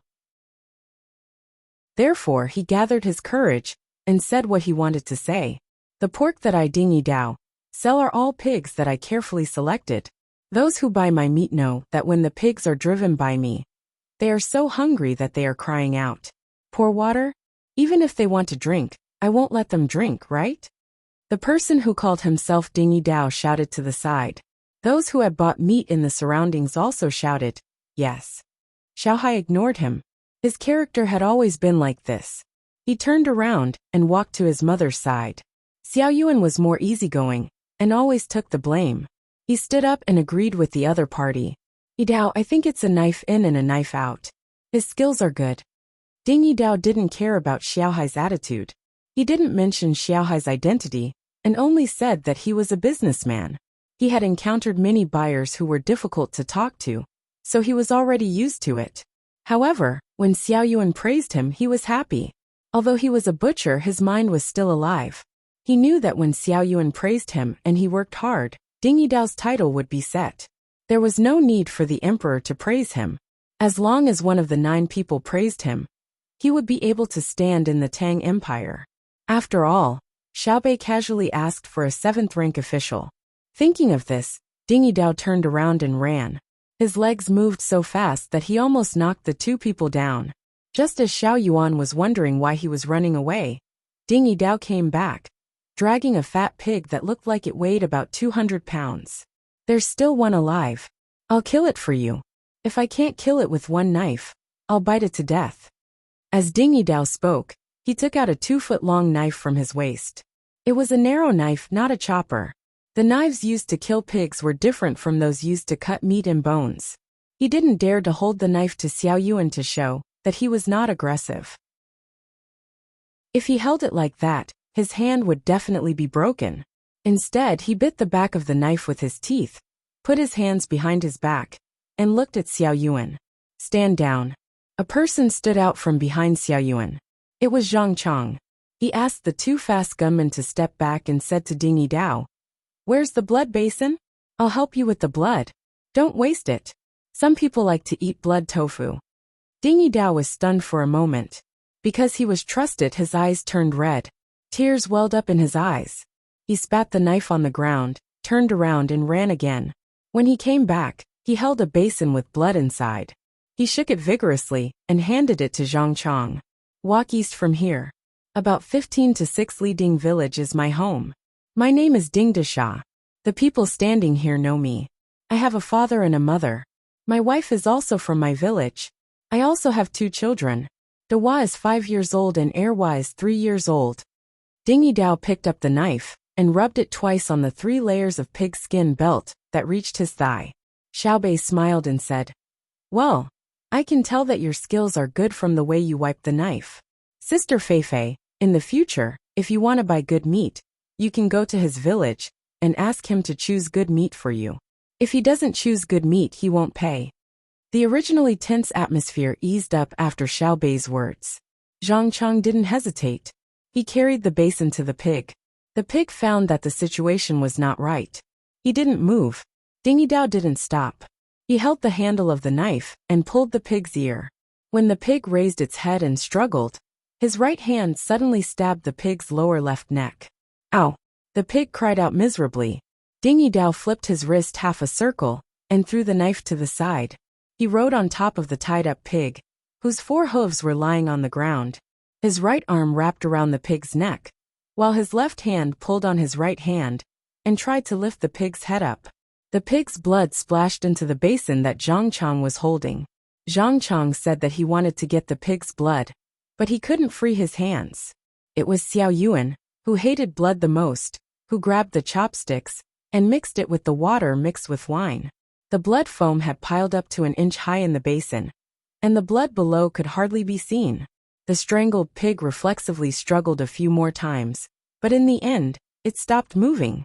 Zhang Chang had a hard time holding on to half a basin full of blood. He sat on the ground and gritted his teeth. Okay, remove the pig's hair.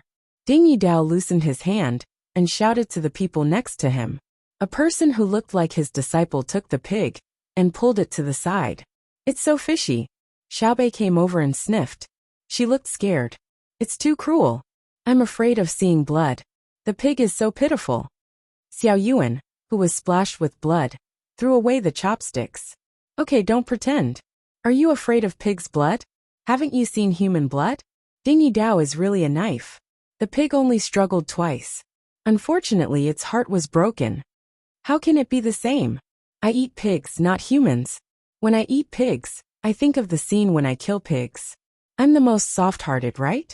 Xiao Bei seemed to be saying to Xiao Yuan, but also seemed to be calling on the people around to support her. However, no one said anything because they all thought of Yin Zheng. After almost 3 seconds, the people in the inner courtyard near the Zhang Chang and Wang families suddenly shouted, "Yes!" See, many people agree. Regardless of whether it's true or not, I'm happy to hear it. Xiao Bei said with a smile. She didn't have high expectations. Of course, the happiest person was Dingy Dao. The 3 treasures of the Zhang Chang and Wang families were so close to him just now, and even helped him. He had to brag about this trust when he returned to the village. He would brag about it every day, and for a year, others would crowd around him to listen. Lu Feifei, who had just become a Shangguan, saw that the killing was over. She carefully came over and looked at the blood in the basin. She asked puzzledly, "Can't we just cut the blood vessels? There's no need to use such a long knife." Dingy Dao rubbed his hands on his body and answered, "Okay, but pigs live a long life. When we kill animals, we pay particular attention to one cut. We kill as fast as we can. One cut to kill a chicken, one cut to kill a pig, one cut to kill a cow, one cut to kill a cow, one cut to kill a chicken, one cut to kill a pig, one cut to kill a cow." Lu Feifei nodded in understanding. She looked at the blood on the ground and where Dingy Dao's disciple was. She pursed her lips and worried. Dingy Dao's disciple was there to remove the pig's hair. There was a stove made of mud and a big pot boiling water. The dead pig was placed on a wooden board. Dingy Dao's disciple was splashing hot water on it while removing the hair. His movements were skillful and fast. Someone was standing nearby.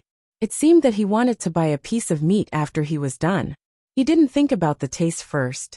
He only thought about the fact that it was Zhang Chang's children who helped to kill it.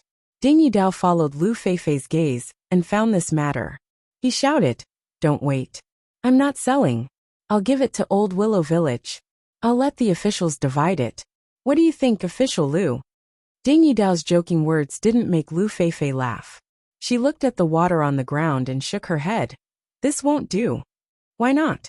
"I don't need a pig," Dingy Dao said generously. "It's not a pig. I want a pig. It's the blood from killing the pig, and the dirty water from cleaning the pig. After a few days it will be warm. Won't it be full of flies? There are also the vegetable leaves and fish intestines from the market." Previously, I told Xiao Bei that we should dig a drain and flush it into the river. Now it seems that it won't work. The blood and the fishy smell can't be washed away. Third grandfather, what should we do? Lu Feifei became an official and began to exercise her power. She had the right to decide, but she couldn't do anything. She could only ask the village chief, who was also the village chief. Old man Lu had been in a special state of excitement ever since he saw that the little girl in his family had become an official. The Lu family of Old Willow Village had first produced him, a person who could get money from the government every year, and now they had produced a 7th-rank official. There were many children who did business with Xiaobei. If he died, he would have something to say to his ancestors. When he returned, he would take Fei Er to the ancestral house to worship the ancestors. Fei Er's branch would also be promoted. While he was thinking, Lu Feifei had asked him twice. She touched him again, and he came back to his senses. After listening to her again, he waved his hand generously. It's okay. Just throw it away. The market will disperse and go to the river. What's there to be afraid of? They won't kill people. Why won't people die? I learned in school that flies will make people sick. Even if they don't die from the bite, they will die from the illness. It can't be like this. I'd rather not go to the market. Lu Feifei became a senior official, and her temper became worse. Xiaobei listened to them, and was also worried. She was not worried about the market in Old Willow Village. She had a way to deal with the problem of a village. She was worried that there were many villages in Tang like this, and many people had the same idea as third grandpa. Lu Feifei said that she did not want to go to the market. Xiaobei walked to her side and pulled her arm. It's easy. I'll ask people to build a big methane pool. Throw the dirty things in, but don't throw the wood. It's just like the one in Old Willow Village. Zhongzhen Construction should have built it for us, right? It has been built, but it hasn't been used yet. We have to wait for the first thing to turn into gas. Then, who will take care of it after it's built? We have to allocate some people to collect the methane pool. Then we can't work and earn less money. Lu Feifei said a very practical problem. You're right. Xiaobei also thought of this problem after hearing Lu Feifei's words. It was not good to rely on the people who sold things. There had to be specialized people to do it. However, this kind of market did not collect taxes. If you charged them 1 coin per month as management fee, they would not accept it. Wait. It's time to eat. Let's eat first. I'll discuss it with them. Xiaobei first asked people to distribute the food one by one. After greeting herself and Xiaoyuan's mother, she asked the maids to serve them. She asked Xiaoyuan and the other 8 people to sit together. They did not want to be disturbed. They discussed things while eating. Xiaoyuan and the other 8 people had been used to the meeting. They gathered together and whispered, not in the mood to eat. Those who were invited to eat ate quickly. After a quarter, many people finished eating and went back to where they were supposed to be. The people who sold things in the market cleaned up consciously. Lu Feifei had just said this, so they could not go against her. At this time, the group of 9 people finished their discussion. Xiaobei hurriedly finished half a bowl of rice and came to Lu Feifei's table. She said with a smile, well, the problem is solved. Lu Feifei's table was full of important people with the surname Lu in Old Willow Village. Old Lu, as the patriarch, sat in the north and faced the south. It was the main seat. Lu Feifei sat in the first seat on the left. From today on, her status changed. The people around the table were all sitting on folding stools to eat. When they saw Xiaobei coming, they all stood up. Lu Feifei went to the front, held Xiaobei's hand and asked happily, what should we do? Find a person in charge of our village and pay him a salary every month. As for the money, let the Sanongxi temple pay for it, or let the people who sell things do it. What do you think? Awesome, right? Xiaobei showed a look of I am awesome. Lu Feifei smacked her lips and shook her head gently. Why should the Sanongxi temple pay for it? The people who sell things are even more unwilling to pay. Let's talk about the people who sell things first. There are people who sell soup pancakes in the market, right? There are people who sell tea, pancakes, fruits and other things. Even if they want to kill a pig, they have to shed its hair. They bring firewood to burn. It takes time to pick up the firewood. They can use this time to do other things, such as buying firewood, which is also expensive. Let's do it like this outside our village. In the market next to the Hongnong amusement park, there can be a night market at night. Whoever lights it with methane will pay. Xiaobei stretched out a finger and said while shaking it. Not only Lu Feifei, but also the people who heard it nodded to show their agreement. Secondly, why should the Sanongxi temple pay? Because they need to try planting all kinds of seeds in various places. They can't ask people to bring fertilizer from the capital. If they use the fertilizer in our methane pool, we will charge them. The Sanongxi temple will research good seeds suitable for local planting and sell them to the farmers. The farmers will increase their food supply and earn more money. Isn't this a good idea? When Xiaobei mentioned the second point, the number of fingers on his finger increased from 1 to 2. The people who heard it were all stunned. It should have been a difficult problem to deal with, but after hearing Xiaobei's words, they felt it was a good deal. Xiaobei, you are so awesome. Do you want to do this in all places in the Tang Empire? You have to tell His Majesty first. Lu Feifei jumped happily and looked at Xiaobei with admiration in her eyes. Xiaobei was very embarrassed. He waved his hand and said, "What's so great about it? I was just bragging. When we discussed it just now, we found that there were many problems. There were problems with the specific construction, management rules, laws and follow-up development. Anyway, you know there are many problems. We can't figure them out. Later, we will send a message back to the capital and ask my brother and sister. I will pay to build the methane pool in the market of our village." Everyone was stunned by Xiaobei's words. It was just building a methane pool. Why did it become so troublesome in Xiaobei's words? Zhang Xiaobao and Wang Wan also felt it was troublesome. Xiaobei sent the message to them. When they saw what was written on the paper, they immediately had a headache. This is a system of independent departments, and at the same time, there must be contact with other departments. Who will pay for the methane pool? How to recover the cost? How to calculate the extra profit after paying the management staff? Who will be responsible for collecting the money? This alone is a special arrangement, not to mention other problems. Zhang Xiaobao had never thought that so many things would happen when his younger brother and sister went out. Wang Wan snatched the paper and gestured for Zhang Xiaobao to look at the sand table. There's no need for us to think about it ourselves. Let them worry about it first. Come and look at the sand table. Where is the main force of the enemy's vanguard? Zhang Xiaobao looked at the model left behind by the last message from his side. He really wanted to get a sand table of the enemy and compare the two. That would make things easier. If it's not in the south, then it's in the north. In any case, it can't be in the middle. The fire is still burning. Zhang Xiaobao said. Around the same time, Zhang Shogui said the same thing as Zhang Xiaobao. However, there was someone called Wang Yi who said something different. My camp is still lying in ambush within the forest fire region. I request for the referee group to show me the detailed data of the forest fire within our field of vision in theory. My camp still has people there. Chapter 1001. Wang Wan was also looking at the sand table. At this time, her Central Army model had already arrived near Mount Huangshan. She frowned slightly and remained motionless in thought. Li Longji and his group were still in her room. After arriving, Li Longji did not want to leave.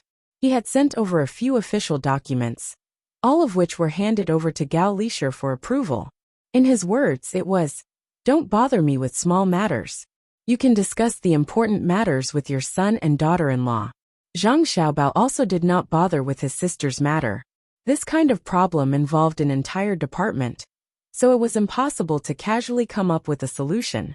As for his younger siblings carrying out their plan in Old Willow Village, he would let them do it. If they did well, he would summarize his experience and see if he could replicate it in other places. If they did not do well, at most they would lose some money. For this small amount of money, it would be enough if his younger siblings ate one less abalone or one less bowl of shark's fin. At this time, Zhang Xiaobao's eyes were fixed on the Jiangnan East Road. Fuyang County was a good place. It was surrounded by mountains. The mountains were not tall, but they were connected. There was not much water, but it was a good place to develop tourism. But at this time, this place was lacking a sliver of comfort. and had an indescribable strangeness. It just so happened that it was at the edge of the forest fire. Today, it was blowing west wind, so the fire had not reached here yet. Zhang Xiaobao felt that this was normal. In theory, Fuyang County could not have so many north winds. It was a coastal area. If it was always blowing north winds, wouldn't it become the climate of Sichuan, Shaanxi, Mongolia, and the northeast? The big dice also had to be played with the highest probability. In the current season, if one were to play a hailstorm, the first to be dealt with would be the referees. What if it was Guizhou? Zhang Xiaobao was looking at this place because it was his logistics team. Logically speaking, a regiment of people should have arrived at this place. This regiment's weapons were slightly inferior, but they were definitely not arranged to provide logistics for the vanguard. Instead, they were arranged to be in this position as an infant. The logistics team's banner was that they were an independent regiment of the main force. They surpassed the number of normal regiments, reaching 2,000 people. Zhang Xiaobao was trying to guess whether Zhang Shougui's vanguard had placed its main force on the south, or the faint force on the south. Logically speaking, the adventurous Zhang Shougui should have placed his forces on the north, where transporting artillery and supplies was more difficult. The adventurous and opportunistic Zhang Shougui had a high chance of catching the enemy off guard. But he was also worried that Zhang Shougui's subordinates would dissuade him. If he changed his mind, the regiment he had arranged would be easily wiped out. If Zhang Shougui couldn't do it, then there was no need for him to follow Wang Wan in the military selection. He would just go to Zhang Shougui's room, drag him out, and give him a beating. Damn it, with such good weapons and support equipment, your main vanguard can't even take care of a logistics team that uses cold weapons? To die to live is to waste food. Zhang Xiaobao was now waiting. According to the 1:4 ratio, the other side should have sent someone over. The army was not on a tour. They clearly knew that there were many mountains here. So why didn't they hurry over to seize a good position? Zhang Xiaobao wanted to see if a messenger had suddenly placed a model of a fireworks signal on the sand table.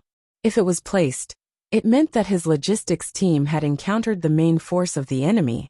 Similarly, a fireworks signal would be used to send a message. Pass down my order. Have my people transport 5,000 dan of dry rations to Xinchang County near Changjiang. Zhang Xiaobao gave the order to the messenger. The messenger left, but not long after he returned. Young master, the judges are asking you. Your 50,000 logistics team is busy. Where are you going to find people to transport the dry rations? My tribe is all dead? Take all the boys above the age of 10 from my tribe and send them to transport the rations. If they really don't allow me to transport them, ask the judges if the great Tang general's team needs to transport artillery and supplies from the mainland. My motherfucker country is about to fall, so why would I care who the logistics team is? Ask His Majesty, if the enemy attacks the periphery of the capital, who can hold weapons in the capital, will they pick up the weapons and fight for their lives or stay at home and wait for the enemy to rush in to rob and rape? Ask the judges to randomly grab 100 people outside the Furong Garden. If that's really the case, how will they choose? Go and ask. Zhang Xiaobao turned to look at the messenger and said. Li Longji stopped thinking at this time and raised his head. If that's really the case, I'll stand on the Vermilion Bird Avenue and fight with the people of Chang, and until the end. Your Majesty, you can't do that. If that's really the case, you can fly in a hot air balloon. When you fly to the north of Hebei province, you'll be safe. That's where Xiaobao and Cuckoo live, so the defense won't be bad. Gao Lisher quickly dissuaded him. Li Longji didn't insist at this moment, because he himself couldn't think of what choice he would make when that time came. Would he follow the people in the city or go far away? Things hadn't happened yet, so he couldn't test his own humanity. Then he asked Zhang Xiaobao, Xiaobao, what will you and Cuckoo decide at that time? Fight first and run when we find that we can't win. If we don't have other places to reorganize the army, Cuckoo and I have to die for our country. If the north of Hebei province isn't occupied, Cuckoo and I will naturally take you with us. It's not that Cuckoo and I are cowards. We're not afraid of death, and we've never been afraid. When I'm needed to die, I can die for a child. When she's needed to die, she can die alone for a duty. But we definitely won't follow Xiangyu's example. We'll leave because from our current position, our lives don't completely belong to us. When Zhang Xiaobao answered, he didn't look at Li Longji, but at Wang Wan. Wang Wan smiled sweetly and nodded. She agreed with Zhang Xiaobao's words because they had already done it once and had no regrets. Li Longji was speechless for a moment. He felt that Zhang Xiaobao and Wang Wan were very contradictory. Since they were going to run, why did they have to say that they weren't afraid of death? But he still nodded to the messenger, indicating that Zhang Xiaobao's words were correct. He told him to go find the adjudicators. When the adjudicators heard this, they took it seriously and really sent people outside to find 100 people in the capital. Wait a moment. When the person sent by the adjudicators arrived outside the hibiscus garden, he saw a person carrying a pole and making clay figurines. He reached out to stop him. The man looked at the person who stopped him in surprise, his face full of confusion. Hello, I'm one of the adjudicators in the hibiscus garden. Over there we're giving Cuckoo an exam. I know. What's the matter? The clay figurine maker didn't wait for the other person to finish and interrupted. Oh, you know? The adjudicator smiled and suddenly asked seriously, let me ask you something. If the enemy is outside the capital, will you hide or go to the palace to get a gun and fight with them? The clay figurine maker's expression suddenly changed. Who's fighting? They're attacking the capital? Where are they from? Where are Cuckoo and Xiaobao? You don't need to know where they're from. Cuckoo, Xiaobao, and the emperor are on the streets organizing people to fight against the enemy. What's your choice? The adjudicators asked. The clay figurine maker threw the pole aside. They're really fighting? Damn it, what's there to choose? Give me a gun. No, I don't know how to use that. Don't we have grenades in Tang? Give me a few and I'll rush out and fight with them. Don't be agitated. It's fake. I'm just asking. How can Xiaobao and Cuckoo let the enemy attack the capital? You can sell it yourself. The adjudicators quickly explained. Fake. Then why are you asking me? Don't ask such a stupid question next time. The clay figurine seller angrily picked up the pole again and continued to walk around the hibiscus garden selling clay figurines. The adjudicators bowed. Yes, you're right. Take care. Another adjudicator found a woman who had just finished shopping on the streets. She was carrying a basket and laughing with several other women who were also carrying baskets. Sister-in-law, I'm from the imperial court. That the enemy is outside the capital. Do you want to hide or take a weapon and fight with the enemy? When did this happen? How should I tell you? Oh no. I have to go back and prepare leather armor for my man. They're already here? This woman's reaction was the most direct. She threw the basket away and ran away. Don't wait a moment. The adjudicators pulled the woman back and said without hesitation, don't be anxious. It's nothing. It's just a hypothesis. In fact, no one is attacking. I'm just asking casually. The other women also stopped. They also had 2 baskets thrown on the ground. When they heard the self-proclaimed imperial court member's explanation, their breathing quickened. You scammer. I still have a pound of wine in my basket for my man. The jar must have been broken. You have to compensate me. A woman who had thrown away her basket grabbed the arm of the adjudicator and said with a glare, I still have 2 pounds of eggs in my basket. Tell me clearly, what are you from the imperial court? You dare to lie. Do you see Yin Zheng outside the palace? Another woman picked up her basket and lifted the cloth covering it. The eggs inside were all broken. The adjudicator was frightened. He bent his legs and said with a grin, compensate, won't that do? Don't pinch me. When we get home, my wife will ask who pinched me. How much? I'll pay. Only then did the women let him go. They took his money and turned to walk back to the market. They could faintly hear comments like, idiot and idiot. Another member of the judging panel stopped a child who was about 12 or 13 years old. Wait a moment.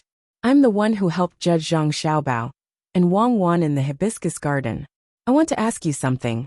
The adjudicator tried his best to make his expression more amiable. The child's tears immediately flowed out. I'm not lying this time.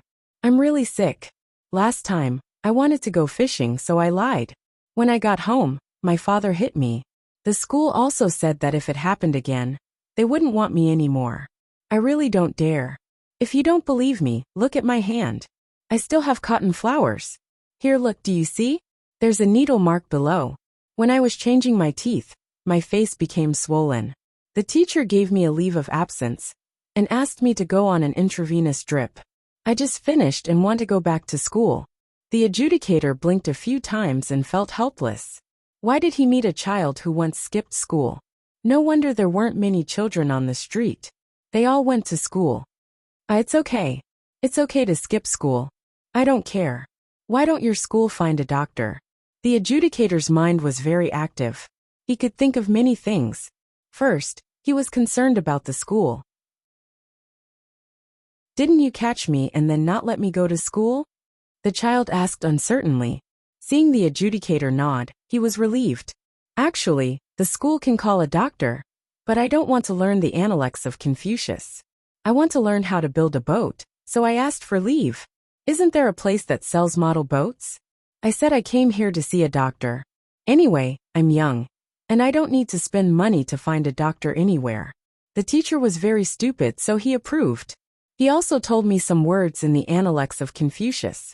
He said that there is no discrimination in education, and that I should do things according to my conscience. He said that the world is big, and it's a mess. I don't understand. Anyway, I came out. The adjudicator took a deep breath, touched the child's head and said, "Yes, you met a stupid teacher. In this case, you should learn how to build a boat well. It's a rare opportunity. Which school do you attend? What's the teacher's name?" The school affiliated to the Joy House. It's the Joy House opened by the Zhang family and the Wang family in Sanshui County. I thought they were very powerful, but they found a stupid teacher. His name is Chung, and his name is Chung. I heard that the Zhang family and the Wang family give him a lot of money every month. Is it not worth it? If I have a chance to meet brother Xiao Bao and sister Cuckoo, I'll tell them to change teachers.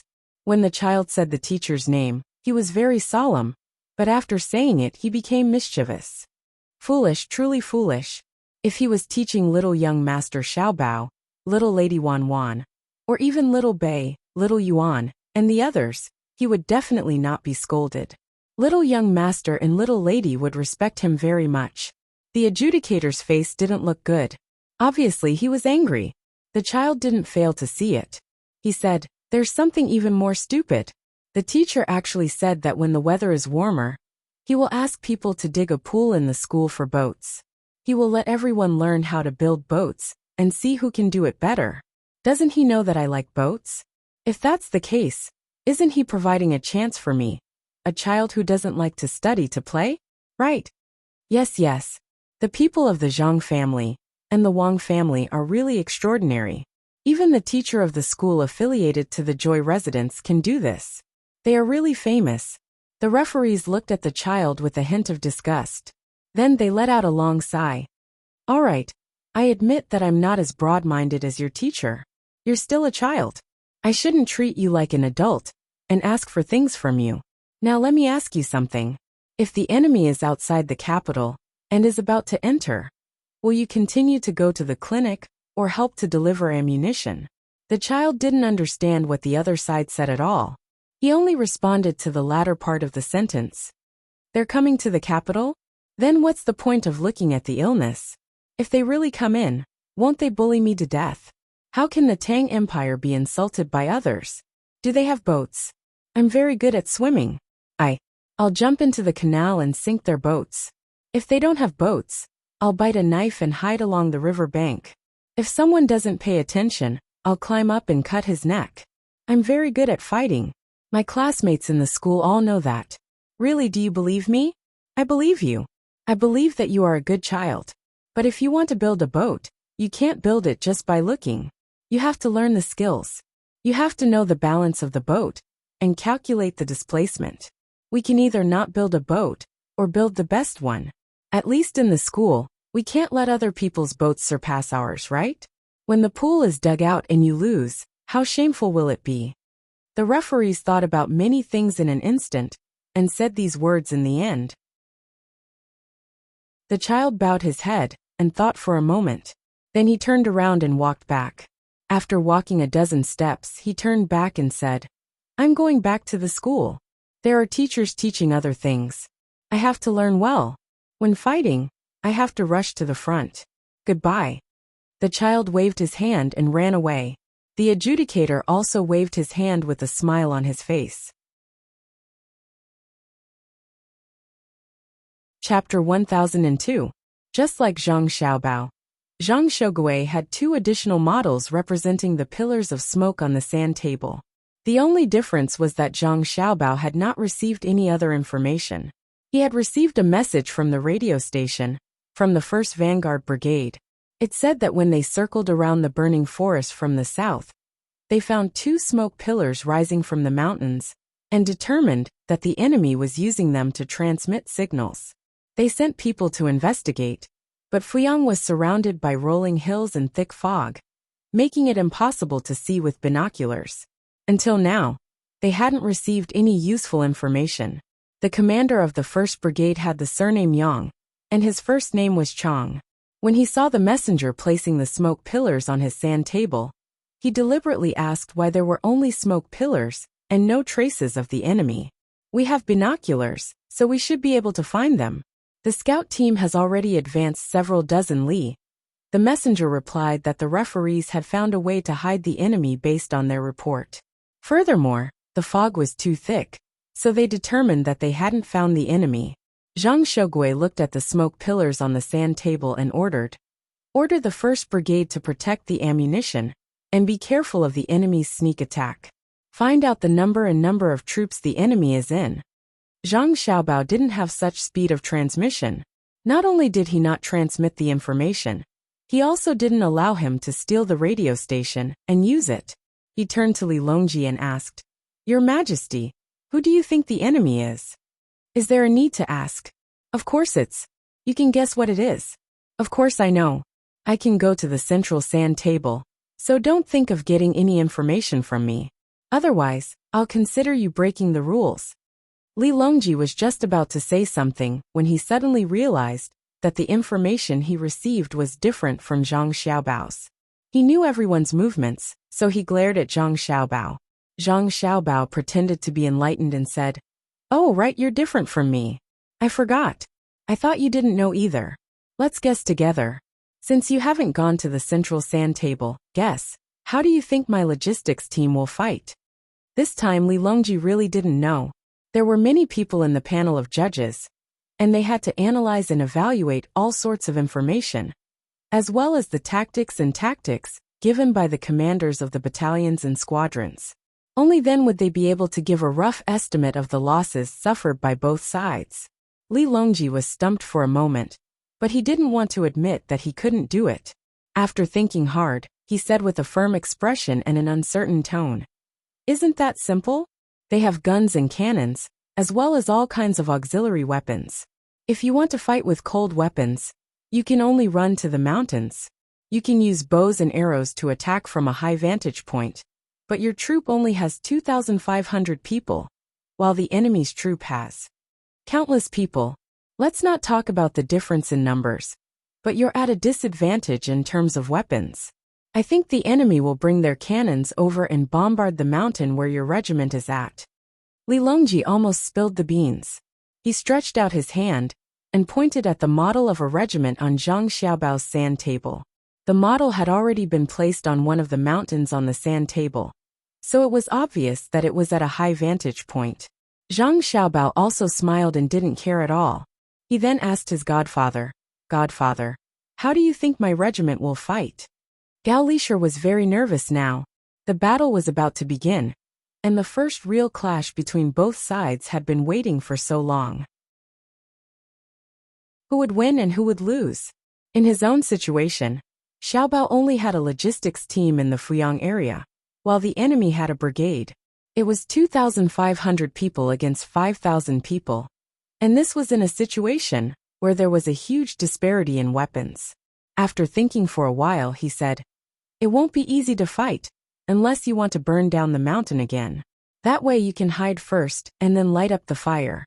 Perhaps you can take the enemy down with you before they know it." However, the enemy general isn't stupid. He's someone who has been learning from Cuckoo for 3 years. Since she put him in this position, it means that he's capable enough. Gao Lisher had also unknowingly let his mouth slip. When he said that he had been learning for 3 years, Zhang Xiaobao knew that the other party wasn't Zhang Shogui. Seeing that his godfather still wanted to say more, he hurriedly stopped him. "Godfather, you can't say any more. That's not fair. Let's just watch." Li Longji was vexed because he couldn't see anything. Zhang Xiaobao didn't have any advanced communication tools, so he couldn't reflect the real-time situation on the battlefield. After watching for a while, Li Longji got up and left the room. He walked towards the sand table in the center. When he got there, he was shocked. Just now, he had seen a model of an entire battalion on Zhang Xiaobao's sand table. Now, all that was left on the model was the flag of the regiment and the number of people in the battalion. The rest of the people had spread out. 2 battalions had run to the 2 mountains in front of the regiment headquarters, while less than a battalion of soldiers had hidden in an even higher mountain behind the regiment headquarters. Seeing this situation, Li Longji suddenly understood. So that's how it is. Because Xiaobao's communication speed is slow, he doesn't know how the regiment is arranged. All he knows is that there's a symbol there. This is the previous arrangement. After muttering to himself, Li Longji was puzzled. Then why is Xiaobao smiling? Could it be that he knows the current situation of the regiment? When the referees next to him heard the emperor's question, they explained, "According to our judgment, Zhang Xiaobao does know, because he was the one who came up with the idea. Wang Wan's troops are the same. They are using the tunnel tactic. And it's not the ordinary kind where they directly dig a tunnel. Instead, they are using a trench. Their people are staying in the trench. When the cannonballs fall, their casualties will be very small, and it will be more difficult for the bullets to hit them. If the 2 sides are fighting, when they are 100 steps away, their bows and arrows and throwing spears made of local trees won't be in a disadvantageous situation." Li Longji stood there and thought carefully for a while. He nodded and said, "If they are looking down from a higher ground, within 100 steps, they won't be in a disadvantageous position. Both sides can attack each other. The difference is that if the battle goes on for a long time, they won't be able to draw their bows. But the other side won't have a problem shooting. The difference between the bullet and the arrow is also different. How do you judge?" "In reply to your Majesty's question, we have done experiments, and it is indeed so. The bullet is more lethal, while the arrow is less lethal. Therefore, if the battle goes on for a long time, we judge that Zhang Xiaobao's side has fewer arrows, and it will be disadvantageous for them to snipe." The referees had already done experiments on this problem, so when Li Longji asked, he answered, "All right, let me see how they will fight." Li Longji didn't continue to ask about the rules this time. He sat on the chair that someone brought over and asked someone to bring him tea. He drank while watching. The people on the battlefield had different thoughts. Yang Chang, the commander of the 1st Brigade at the vanguard, couldn't wait for the report from the scouts.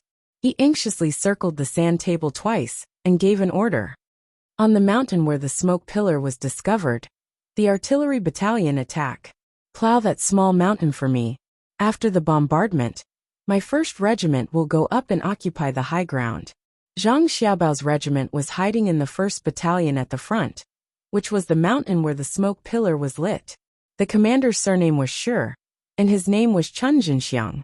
Shi Chun also had a sand table in front of him. After lighting his cigarette, he arranged his own battalion according to what he had learned before. "Order all members of my battalion to enter the tunnel and prepare to endure the enemy's artillery fire. When the enemy is done, continue to hide. When we see the enemy's ground troops coming up and entering the range, then give them a good beating." The messenger immediately ran out to report. After a while, he ran back and said to Shi Chun, "Shi Jinxiang, Sir Shi, the enemy's artillery shells have already landed. The various traps that we have placed in front of us have been determined to be almost completely destroyed. Our scouts at the front have discovered that the enemy has about a regiment of soldiers following behind the artillery fire and quickly charging towards the mountain where we are." Shi Chun nodded. He looked at the sand table and shook his head helplessly. That idiot! Actually using artillery to open a path. What's the rush? If it were me, I would wait and slowly grind them down. They have such a good weapon, but they still have to attack. The messenger pouted and muttered. They have such a good weapon, but they still don't attack. What do you know? Asked the referees. How did the enemy charge? Shi Chun gave another order. The referees determined that without prior request, the enemy's first regiment is running and charging.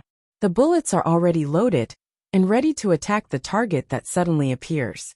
The messenger ran back and forth and answered. Distance, Shi Chun asked again. The artillery fire has already passed. The first regiment is about 300 steps away from our front line and is still quickly approaching, the messenger replied. At this time, there was not only one messenger but two. The situation on the battlefield was constantly changing, so the speed of information transmission had to be fast. Shi Chun nodded. Order, when the enemy is 30 steps away from the first line, throw out spears from the trenches. The second line, after 30 meters, use bows and arrows to attack the trenches. The third line, soldiers in the trenches, prepare to become the first line at any time. The fourth line to the trenches continue to hide. Understood. All lines of defense have received the order. Report, our first and second trenches are engaged in battle. The referees determined that because the enemy's attack formation is too dense, the front line has suffered heavy losses. Report, the enemy has temporarily stopped attacking and laid down on the ground. They have begun to shoot at our first line of trenches and throw grenades. Our side has begun to suffer casualties. Order, the first line of troops quietly retreat from the tunnel beside the trenches. As they retreat, throw spears without aiming and meet up with the second line of troops. Shi Chun stood beside the sand table and gave the order. Soon, the enemy's regiment felt that the enemy's attack strength had weakened and gradually disappeared. If they had not just fought, they would have thought that there was no one on the battlefield. The regiment commander of this regiment was called Kong Lu. At this moment he was standing in the room. He was not happy at all when the messenger came to say that the enemy's attack had disappeared. Instead, he was very angry. His regiment had more than 1,500 people. Along the way, they had been in front of the artillery fire, while they were at the back. He thought that it would be easy for them to go up. Under normal circumstances, if you had already lit up the smoke column, how could you still stay on the mountain? You clearly knew that the difference in weapons was too great, so you should have used your fastest speed to retreat after sending the message. In the end, the artillery fire was pushed over first, and his side followed behind. Why did the referees determine that his side had lost more than 100 people in just one exchange? The explanation given was that the people in front of his side had been attacked by arrows and spears. How was that possible? In the end, he did not need to ask. The messenger said that the people in front had sent back information that the enemy's people were hiding in a hole that they had dug. At a distance of 30 steps, his side had been caught off guard. Kong Lu patted his chest. More than 100 people had been defeated just like that. The enemy probably did not suffer any heavy losses. The battle was too cowardly. His side had the most advanced weapons. Send a message to the brigade headquarters. Say that our regiment has been stubbornly attacked by the enemy. We can't determine the exact situation of the enemy, so temporarily stop the attack. In addition, the enemy has a deep hole to hide in. As for the artillery fire, the casualties are not heavy. We can also organize an attack on the spot. Over. This time, Kong Lu was obedient. Just now, he thought that he could easily occupy this hill and wait for the next order. Who knew that the enemy was completely different from what he had imagined? The commander of the 1st Brigade, Yang Chong, quickly received Kong Lu's message. He was so angry that he slammed the small table beside him. Trash, cover the enemy with the artillery fire. You actually scared them in one exchange. What's there to be afraid of with more than 100 people dead? Charge, this is good. They have made the right choice. Order the 1st Regiment to charge at all costs. Fire your guns and charge. I don't believe that they can stop our attack. Yang Chong did not care about Kong Lu's report that they would temporarily retreat and discuss before attacking. He gave the order to continue the attack.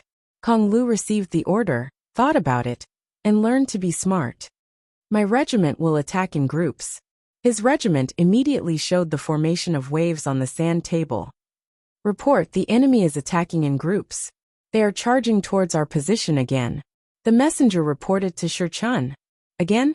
All right, I'll let them know today that in close quarters, long guns are not that useful other than pistols and submachine guns. Men, pass down my order. When the enemy's first group enters the trench, the second row of trenches will fire smoke arrows into the first row of trenches. Large saber squad, charge out from both sides with wet cloths on your faces. Enter the first row from both sides and kill them. Shi Chun appeared very confident at this time. He was confident that he could beat the enemy down again.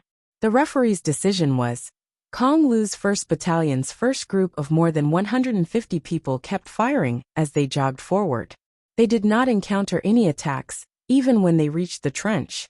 Then they looked down and saw that there was no one in the trench. They all jumped down, intending to use the trench as their own trench, and then set up a defensive line. But as soon as they jumped down, they realized that there was a problem. The height was different. When they were watching the enemy fight, they were able to expose their upper bodies. But when they jumped down, why were they directly above their heads? When Li Longji heard the referees narrate the situation to him like a story, he was puzzled and asked, "What's going on?" Because Shi Chun's group was standing on a stool, they appeared to be very high. That's why the referees decided that after the enemy's group jumped in, they would not be able to climb back up immediately. The referees explained to Li Longji, "That works too. What's the situation now?" Li Longji's eyes widened. Who came up with this idea? As expected of the logistics team, Xiao Bao's sinister style could be found in this. Your Majesty, the current situation is that the enemy's second trench is firing smoke arrows into the first trench. The top of the first trench is already filled with smoke. The second attacking group has also jumped into the trench, while the third group is still approaching. The two defending groups are wielding large sabers, as they slash their way from the two sides of the first trench to the center. The referees took into consideration that the first group jumped into a trench that was too high and lacked morale. On the other hand, due to the smoke, their eyes and breathing were affected. In the end, the attacking group did not even use their bayonets, so they were not a match for the defending group at all. The referees decided that the ratio of casualties was 20-1. This was because the first group that came into contact with the first group was not all of the attacking group. Instead, the referees were more familiar with the terrain. The referees continued to explain the situation to Li Longji. Li Longji frowned and asked in disbelief, "The ratio of casualties is that high?" "Yes. One is due to familiarity with the terrain. One is due to psychological changes. One is due to the smoke. And one is due to weapons not being suitable for close combat. This is the ratio given by the referees." "All right, I understand. Continue." Li Longji fell silent and fell into deep thought. The two armies had just met, but the one with superior weapons was defeated by the other. If the great Tang's army could do this, how could they invade the other side? Oh, did they use military force to help the other side develop? Kong Lu was also angry. Attack, attack, this is great. Send out orders and report that the attack was blocked.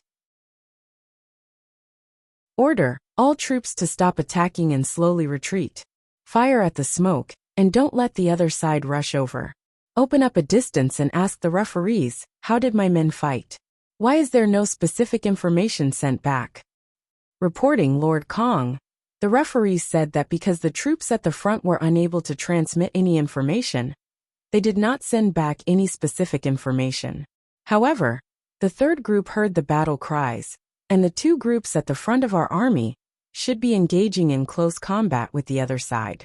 The messenger gave this answer. Kong Lu said angrily, "What I want to know is, why can't my men transmit any information? Don't tell me they don't know how to escape? Can't they just run back? Are they stupid enough to use guns without bayonets to engage in close combat with the other side? Lord Kong, you have two choices. The first is to continue sending people to investigate. The second is for you to hand over command and go to the center of the sand table to investigate." The messenger said these words again. These words had become the most common thing they said in the past few days. If I don't hand it over, fine. Send a message to the brigade headquarters. Tell them that our attack has been blocked. The two groups at the front are unsure whether they are dead or alive. The enemy's first trench is filled with smoke, and they are unable to continue attacking. Tell them to retreat and rest. Kong Lu was also going all out. Even if the brigade headquarters ordered them to attack, they could not continue. These were his brothers. How could they just send in wave after wave? In the end, they did not even know how many people the other side had. Chapter 1003. When Yang Chang received the news from the assault regiment, he angrily smashed the cup. They were beaten down again? The first time, more than 100 people died. This time, more than 300 people won't be able to come back? We are the Great Tang's hot weapons army, and they are the native cold weapons army. Who can tell me? How did they end up like this? You know, right? They don't have cannons or radios. They have to expend a lot of effort just to send a message, and they might not even be able to send the message back. I admit that Wang Wan is good at fighting, but she can't be using radios to command, right? Our soldiers rushed up and were beaten down. We should at least know the reason, right? But now we don't even know the reason. Yang Chang didn't know what to say. His side had fought too badly. Although the deaths of his soldiers were all fake, the judging panel's judgment was based on the situation closest to reality. On his side, other than the hot air balloon troops that were brought down by the enemy at the beginning, his brigade was the first to encounter the enemy. Before understanding the enemy's situation, he had already lost so many people. Once the military selection was over, shouldn't his current position be changed? My lord, you smashed a cup. When the time comes, you will have to compensate. Moreover, the judging panel will give you an evaluation of not being calm. You must consider this carefully. The messenger kindly reminded him that the military selection was held especially for Wang Wan. But at the same time, it was a test for the generals of the court. It tested their performance during command, their ability to judge the situation on the battlefield, their ability to coordinate, and their ability to deduce battle tactics. All of these were included in this test. Compensate. Who can tell me what's going on? I'll compensate him with the money for 100 cups. If I fail this military selection and get demoted, how will I face my wife and children when I get home? Will I tell them that their man and father aren't good at anything normally? But once they encounter a real situation, they will be exposed? Then I might as well just die. This was the first thing that came to Yang Chang's mind. A few days ago, he heard that the emperor went to Zhang Xiaobao in Wang Wan's room.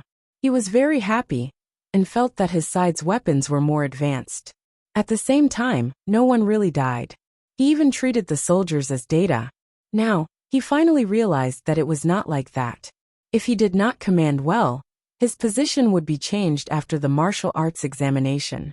He believed that if any of the generals on the sand table retreated at the last minute, the emperor would kill them before the martial arts examination was over. Because if you could shrink back on the sand table, there was no need to mention the real world. The moment you chose to shrink back, you would be committing a capital crime, even if it wasn't a real battlefield. Yang Chang was angry for a while, but he finally calmed down. This was because the referees had already warned him twice. If he could not continue to command, he could choose to hand over his power. Even if in theory, generals could be so agitated on the battlefield, the emperor could not stand it. Li Longji was also not happy. This battle was fought by them. They had guns and cannons, but in the end, they were obstructed at every step. Look at Xiao Bao and Cuckoo. While waiting for news from the army, they could still deal with the business at home. They could still send messages to Xiaobei and the others every day and chat with them. However, the results were as good as they should have been. What if they were also equipped with radio stations? He reckoned that they would send out orders one after another, and they would have started a fierce offensive long ago. A brigade was blocked in the Fuyang area by a regiment with slightly more people. Just wait for a while, and they will figure out where your main force is. A regiment cannot take down the high ground occupied by a battalion. At the beginning, you should be more careful and send people to the back of the mountain. So what if the distance is longer? Do you have to take the high ground today? Li Longji looked at the situation in the Fuyang area on the sand table and criticized unhappily. Empress Wang was also looking at it. When she heard the emperor say this, she said, "Your Majesty, you can't say that. You are looking at the sand table. How can Yang Cheng's brigade and Kong Lu's regiment know what is going on? You have to consider that the side representing Tang is made up of current generals. They have advanced weapons, smooth communication, and elite soldiers. But you have to think about it. Who are their opponents? They are not indigenous generals. The generals they are fighting are all commanders specially trained by the Zhang family and Wang family. For example, Shi Chun, Shi Jinxiang, who is guarding the mountain, has been learning from Cuckoo for at least 8 years. He was even sent to Tubo to personally command the battlefield." Wu Huifei was also angry just now. The Tang army was too cowardly. Now that she heard Empress Wang's words, she understood. She said to Li Longji, "Your Majesty, Sister Empress is right. The opponents the Tang generals are facing are not ordinary people. It is inconceivable that Wang Wan's team could not achieve such a result. What are they learning?" This was the way the great Tang army used their weapons. Their understanding of these weapons far surpassed the great Tang generals. Just look at how Shi Chun dug the trenches, and how he calculated the advantages and disadvantages of the enemy's weapons in the trenches. Also, why was Wang Yi able to bring down the hot air balloons? That's because he is in charge of the aerial troops in Cuckoo's house when they are practicing on the sand table. How can he not understand? Hearing the words of the two, Li Longji blinked and nodded vigorously. Yes, it's like that. The opponents the Tang army is facing are not the natives, but the most elite commanders of our great Tang. Rather than saying that they are fighting the natives, it would be more accurate to say that the two commanders of our great Tang are using different weapons to practice. However, when our great Tang generals command the army, they are always thinking of fighting the natives. Thus, when that regiment charged, they acted as though there was nothing wrong with it, and continued to charge up the mountain. After saying this, Li Longji sighed. Since that was the case, there was nothing more to say. He could only wait for the generals to come to their senses and figure out what kind of opponent they were facing. Those who were unable to react in time would wait for the martial selection to end before readjusting their positions. After all, they were no longer suited to continue being generals. Otherwise, they would cause the deaths of the outstanding soldiers of the great Tang. Let's see how the 1st Brigade of the Vanguard will fight. I reckon that after a while, Xiaobao and Cuckoo will be able to figure out where Zhang Shogui's main vanguard force is. Li Longji sat back down, picked up his teacup, and slowly sipped his tea. Still guarding the mountain, Shi Chun listened to the reports from the scouts he had sent out. After thinking for a while, he ordered, "Light the smoke signals and tell the main force that the enemy we are facing is not the main force of the vanguard." The smoke signals quickly began to rise from the mountain. Following a certain pattern, they began to rise into the air one after another. When they reached a certain distance, small groups of scouts scattered in various places would light the smoke signals in accordance with the situation in front of them. Along the way, the speed was not slow at all. Furthermore, the smoke was rising from all over the place, making it impossible for the enemy to determine who the smoke was for, nor what the message was for. The only thing they knew was that wherever the smoke was, there would definitely be people from the other side. As for how many people there were, they did not know. Zhang Xiaobao and Wang Wan were still waiting for news from the front, especially from Fuyang. The true first battle would begin here. If they could not understand the situation of the enemy and complete the mission of containing them, then the situation would become very grim. Reporting. News from Fuyang. Fuyang is not part of the main vanguard force. Based on the number of people, it should be a brigade. Under the expectations of Zhang Xiaobao and Wang Wan, the messenger finally entered the room and said the words that the two of them wanted to hear the most. Not the main force. Based on Zhang Shogui's calculations, his main force should be on the other side and not behind Fuyang. What is he planning to do? Zhang Xiaobao felt an indescribable sense of satisfaction. As long as they found the main force of the enemy vanguard, everything would be easy to deal with. Whether it was finding an opportunity to annihilate them or avoiding them, Anything was fine. What else could it be? He wants to occupy Mount Huangshan. He likes to take risks, and is an opportunist. If he really does occupy Mount Huangshan, then when we make a move, we will have to worry about him behind us. He might even be planning to lure our main force to Mount Huangshan. When the time comes, he will let me see the power of the artillery network formed by the mountainous terrain. Wang Wan's eyes were fixed on the model of Mount Huangshan. Give the order. Our main force is to march toward Mount Huangshan. Xiaobao, your logistics team is to follow them. Why are the logistics team moving so quickly? Pass down my order. The logistics team is to fight on their own and raise the flag of our regular army. The logistics team southeast of Mount Huangshan is to be careful of the main force of the enemy vanguard. If they discover them, they are to delay them as much as possible. The other logistics team near Fuyang is to cooperate with our logistics team and eliminate the 1st Brigade as much as possible. Also let them know that our main force is nearby. Zhang Xiaobao directly moved the logistics team to the front as the main force. In truth, his goal was very simple. He wanted to use this batch of people to exchange for the enemy's ammunition consumption.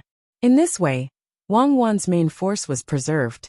Other than the sniper battalion that was probably gone, the rest were still there, waiting for an opportunity to deal a heavy blow to the enemy. Pass down my order to the main force of the vanguard. Our 1st Brigade is temporarily unable to take Fuyang and is currently surrounding it. We suspect that the enemy's main force is hiding nearby. The enemy is defending with all their might.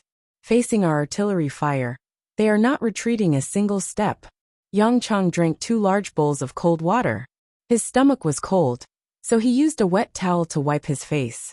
After feeling much more awake, he sent a message to the vanguard. Following which, he looked at the sand table and squinted his eyes. He said to the messenger, "Pass down my order. Our artillery unit, continue to bombard the enemy at Highland 535. When the messenger went to pass down the order, Yang Chang said angrily, "I don't believe that your trench can withstand 1 attack, and can withstand 2 or 3 more. If I don't shoot you down, you will always be like a nail nailed to this place. How can my 1st Brigade not be able to advance? Also, tell Kong Lu to continue to attack. Even if there is only 1 person left, he must occupy Highland 535. When Kong Lu received the order, he gritted his teeth and scolded. "Motherfucker, there are still 2 groups in front of me whose fate is unknown. If you continue to bombard them, what are they going to do? Men, organize the troops for me. Follow the cannon fire in charge." Reporting, the enemy is continuing to bombard us with artillery fire. Behind them, the attacking troops are once again in a strong offensive formation. When the enemy was firing, Shi Chun received the news. Shi Chun panted heavily and nodded slowly. "They are playing hard with me. Fine, I will give you a battalion. When the time comes, I will die for my country. Do you really think I am a native? Even if I die, I will bite off a piece of meat from you. Pass down my order. Give up the 1st and 2nd lines of defense.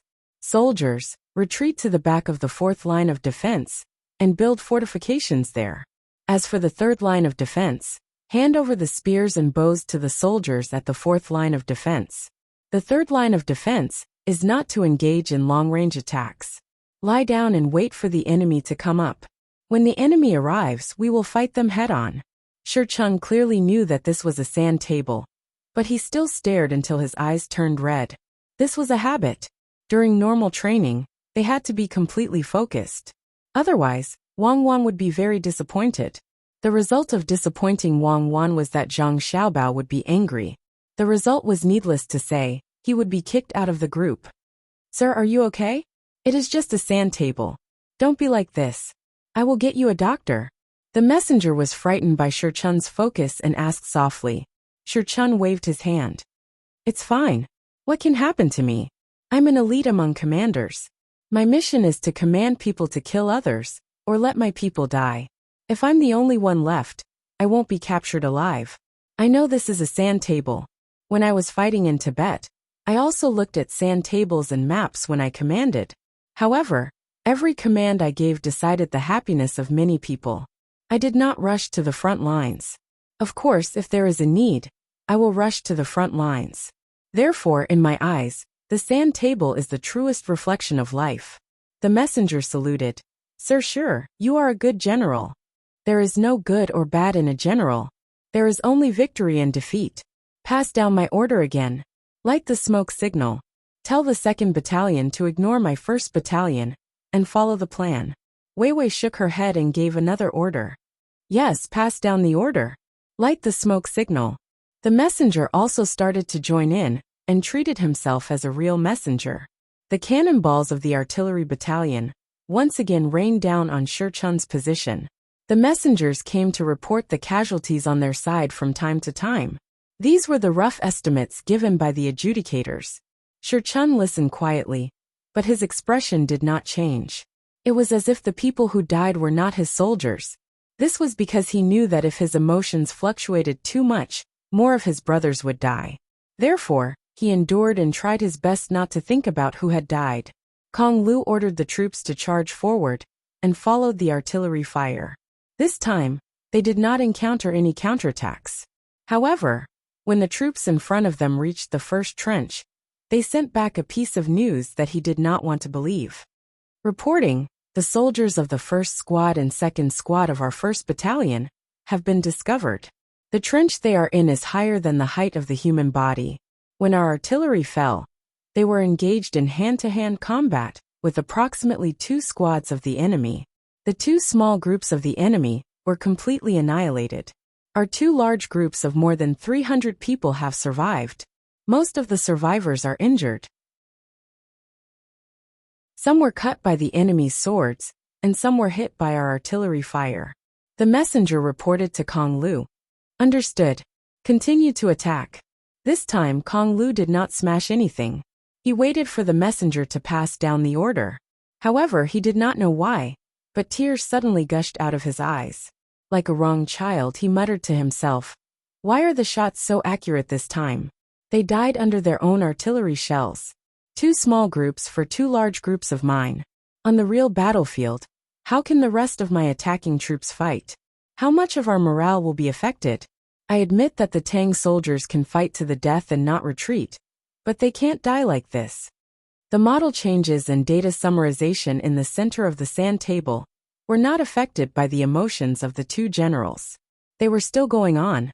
After surviving this round of artillery fire, when the enemy came to the trench of the 3rd line of defense, the soldiers of Shi Chun's 3rd line of defense, who were still alive, picked up machetes and wooden spears. They jumped out and followed the enemies who already had bayonets on their spears, starting a desperate hand-to-hand battle. At such a close distance, cold weapons finally played their role. The soldiers of the 4th line of defense who were still alive did not stop shooting arrows and throwing spears. The arrows and spears drew an arc, flying over the heads of their own people and landing on the soldiers behind the enemy. The troops of the 1st and 2nd line of defense move forward through the trench and retake the 1st and 2nd line of defense. Set up camp on the spot. Reserve troops, get ready. Shi Chun listened to the messenger run over from time to time to report the death count of his side. His expression was still calm, giving people the feeling that he was neither happy nor worried. Thus, in the center of the sand table, the referee continued to carry out the plan according to the rules they had previously agreed upon. Moreover, the model on the sand table was constantly moving. Although it could not be said to be too specific, the general idea could be seen. The soldiers of the 1st and 2nd trenches who had retreated from the front and moved forward again would fight with the soldiers of the 1st and 2nd trenches who had jumped down to advance through the trenches. Only when Shi Chun also threw in the reserve troops did they manage to push back a regiment of the enemy. This battle began late at night. The referee decided that it was late, and the Great Tang side withdrew. Shi Chun also began to count the number of soldiers. A battalion of nearly 800 people had fought all day, but only 300 or so were left. Including those who were injured and did not leave the battlefield, there were only around 300 people left. I admit that the artillery of my Great Tang is truly formidable, but I have to say that you used the wrong weapon. It's a pity to give you such advanced weapons. After knowing the number of people left, Shi Chun closed his eyes in a daze for a while. When he opened them again, his gaze seemed to penetrate the walls of the room, and looked at the room where the great Tang general was. Kong Lu and Shi Chun felt different. The death count was out. The referees said that their regiment of more than 1,500 people had less than 600 people left after the battle, and the position was still in the hands of the enemy. Why? Who do you blame? I said that I wouldn't charge, but the people behind told me to charge. I charged and it ended up like this? At this time, Shi Chun had already walked to the room where Yang Chang was. He was in the same army, so he could come and take a look, because there was a meeting to be held. Yang Chang's face was gloomy. He did not expect the battle to be so bitter, but he knew that the referee's judgment was close to the truth. Perhaps if it had been a real battle, his side would have suffered even greater losses. At this time, he finally said the most correct words. Because we were all wrong. Our opponents weren't the motherfucking natives at all. We were facing military officers that Wang Wan and Zhang Xiaobao's families had been training in batches for more than 10 years. Even the ones who had studied for the least amount of time were still many years older than us. Every time a new weapon is made, they are the first to use it, and then gradually spread it to the entire army. If it is a very powerful weapon, only a small number of elite troops can use it, and the inspection is very strict. Our opponents are them. They have studied the advantages and disadvantages of the various arms the most. Brothers, this is a real battle. They are not playing with us. If we can't win this time, let's go home and farm together. Wang Wan and Zhang Xiaobao. Seeing that we are colleagues, I think they can ask the Xinong Temple to give us some good seeds. I believe the output will be very high. Now there are only two choices. One is to be more serious and not have the mentality of a game. They have never thought of this. Look at the people guarding the mountain. How often do they transfer and allocate troops? Look at us. We don't have the quick change of command on the battlefield. If you still think this is a sand table simulation, when my brigade is gone, let's get together and think about where to farm. We can resign ourselves. We don't have to wait for His Majesty to personally say so. When the generals heard Yang Chang's words, they all lowered their heads. They had to admit that they had thought too simply of this martial arts examination. They had thought that it was just a game for Wang Wan. But now they realized that it was also a test for themselves. Fight the natives, fight the natives. Bullshit natives. How could the natives play tactics to such an extent? Where were the natives from? It looked like they had been more careful. They were not afraid of losing, but they were afraid of losing without knowing why. That way, His Majesty would be very angry. Logically speaking, Li Longji should be sleepy at this time. But he was still very energetic. He looked at the sand table, nodding and shaking his head. He said, "It's 4-1, and the battle is still going on. Tonight, many people will not be able to sleep. Cuckoo and Xiaobao are indeed powerful." Wu Huifei was not sleepy. She hoped that Wang Wan and Zhang Xiaobao would lose, although their status would not be affected by winning or losing. And she also admitted that she could not win against them. She still hoped that they would lose. In the end, any of the generals that they casually sent out to command the battle could make absolutely brilliant tactical cooperation. Their main forces had not even moved yet, and the general in charge of the main forces was someone who had studied for more than 10 years. Therefore, she said with jealousy, if all the generals of the Tang Empire were replaced by the generals of Cuckoo and Xiaobao, they would definitely be more powerful than they are now. Cuckoo and Xiaobao are indeed powerful. But what is truly powerful is not the ability that they have shown, but the talent that they have cultivated from a long time ago. Sister, don't you think so? Wu Huifei asked Empress Wang. Empress Wang glanced at Wu Huifei unhappily. She was not stupid. How could she not understand the meaning of the words? But she still nodded. Yes, my adopted daughter Cuckoo is powerful, but they have never actively used this ability to attack the people of the Tang Empire, unless others want to make trouble for them. Every time they make trouble for them, they will first retreat. But some people think that they are afraid and want a yard when given an inch. The result is needless to say. My daughter Li Jun is also by their side, and now she is running around with Xiaobei. Xiaobei, this crazy girl, always does things that people can't imagine. I'm really afraid that she will teach my daughter Panner to be like her. How much will I have to worry about her in the future? What do you think Xiaobei has been doing all day? She only knows how to play tricks. A child, like an adult, knows how to scheme. It's not good. Wu Huifei listened to Empress Wang's words and became even more jealous of Wang Wan. How could Empress Wang speak like this in the past? What did she mean that Xiaobei was not good? Was she bluffing?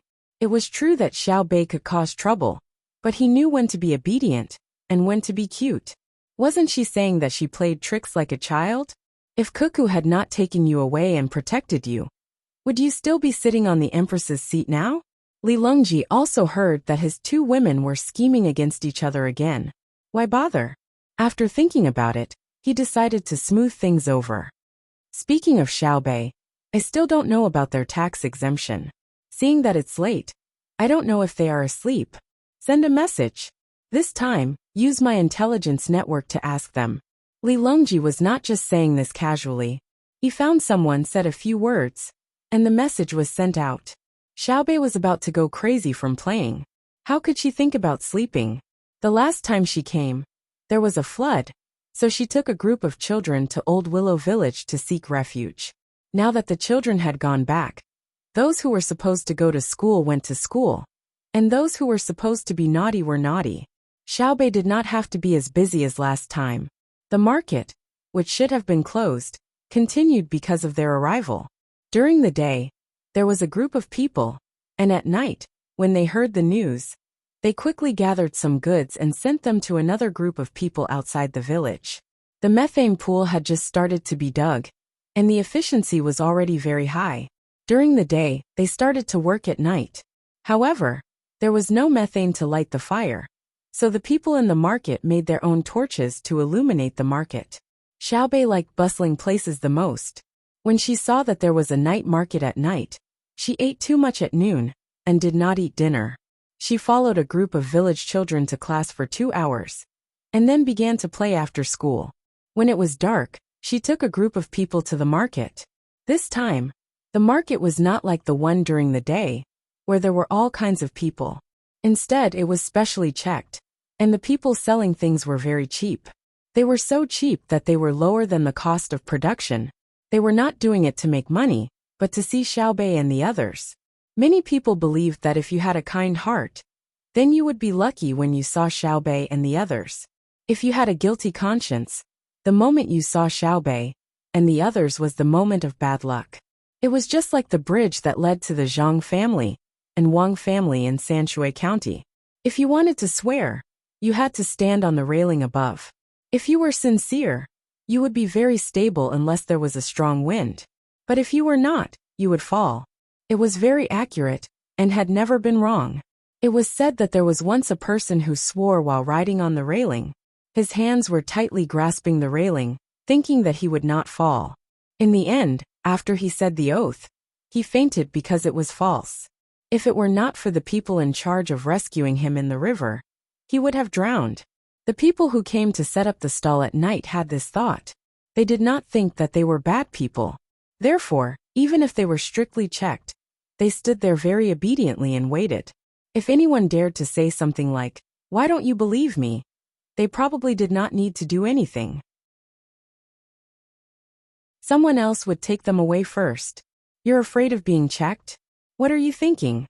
Therefore, when Xiaobei strolled around the night market, there were obviously not as many guards around him as during the day. After the inspection, the knife sellers were not allowed, the ironware sellers were not allowed, and the candy sellers were searched first. Then, they carefully looked at the candy and asked him to eat it first. Then they found a doctor to examine it. It was so strict, but everyone felt that it was right. Those were Xiaobei and the others. They absolutely could not allow anything to happen to them. How much is this?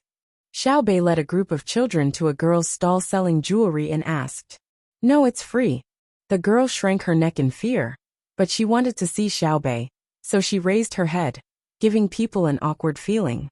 Why is it free? Do you do charity too? Xiaobei asked in surprise. What charity? Have you seen people give out jewelry for charity? Ah, when you see people so poor that they can't afford jewelry, you give them a set? Little Yuan said from the side. Little Yuan, you're going against me today, right? Sister, why don't your jewelry cost money? Xiaobei pouted at Little Yuan and turned back to ask the girl selling jewelry with a smile. The girl hesitated for a while before saying in a low voice, I want you to prove to me that our family didn't take other people's gold. No matter how much they took, other than the normal consumption, we didn't steal their gold. That's why I'm here. I dare to face you directly. I'm an honest person. My family did not do anything wrong. When they sent the gold to make jewelry, they insisted that my family stole it. Then they spread the news everywhere in the village. Xiaobei was taken aback. Ah, steal gold? Your family makes jewelry? Your skills are not bad. Look at this swallow. The golden thread is very thin, but it's very uniform. Is it gold, Little Yuan? How would I know? Whether it's gold or not needs to be tested. Can you tell? And there's even a question of purity. Even if you throw it into water to calculate how much water comes out, it won't work. Unless it's a big piece of jewelry.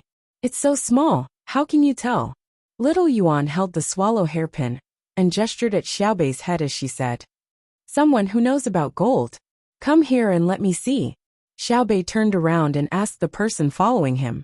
Someone really came out. It was an old man, who was also from the inner courtyard. Everyone in the family specialized in making jewelry for the master. He took the hairpin, weighed it on the back of his hand and shook his head. It's not pure. It's a little too light. How do you know? Xiaobei asked curiously. Having dealt with gold for a lifetime, I naturally know. I touch it every day, hit it every day, and measure it every day. The old man's answer was very straightforward. Xiaobei understood. This was his experience. He asked the girl selling jewelry. Is it like this? The girl nodded repeatedly. Yes, this is only 70% gold. The rest is copper. This one is normally sold for 700 copper coins, but you can take it directly. As long as you help me prove it, all the things in my stall are yours.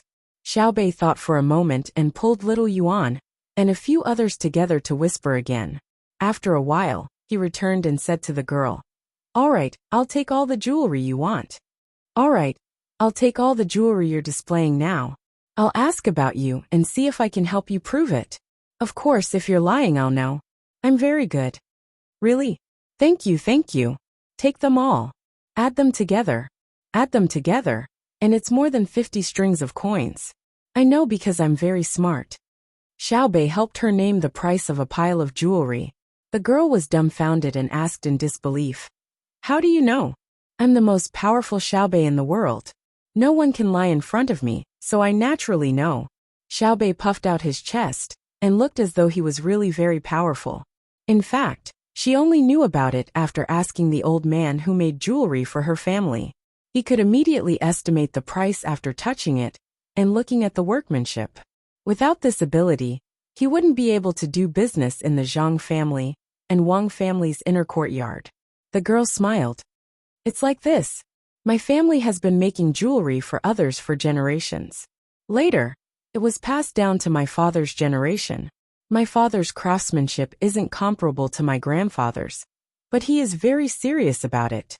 One day, someone came over and took a small piece of gold. After we weighed it, we began to make jewelry for them. It was a pair of bracelets. They didn't want any patterns on them. They just wanted us to leave our family's mark on them.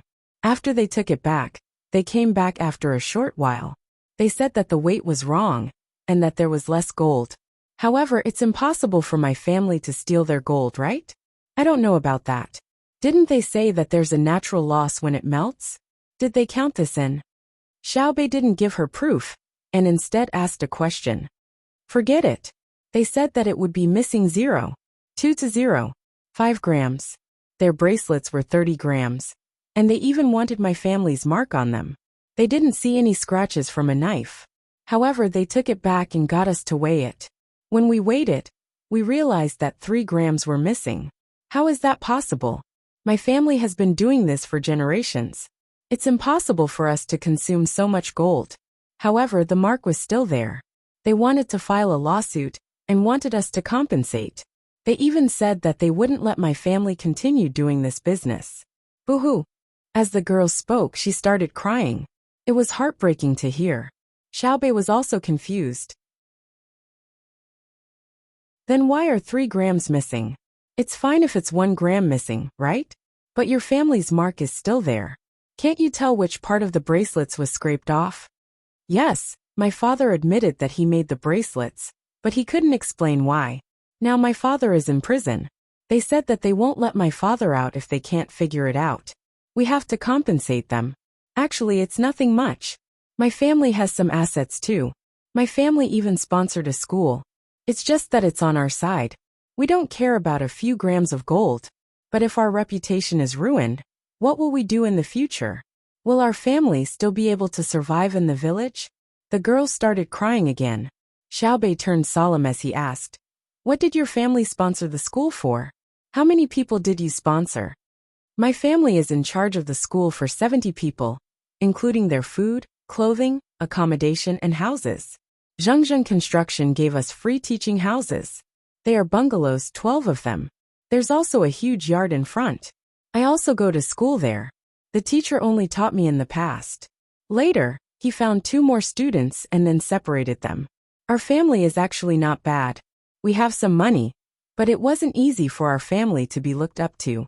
Now that something like this happened, we can't afford to lose face." The girl was crying and talking helplessly. Xiaobei was in a dilemma. He looked at Xiao Yuan, who was at a loss as well. Xiaohai stood up at this moment.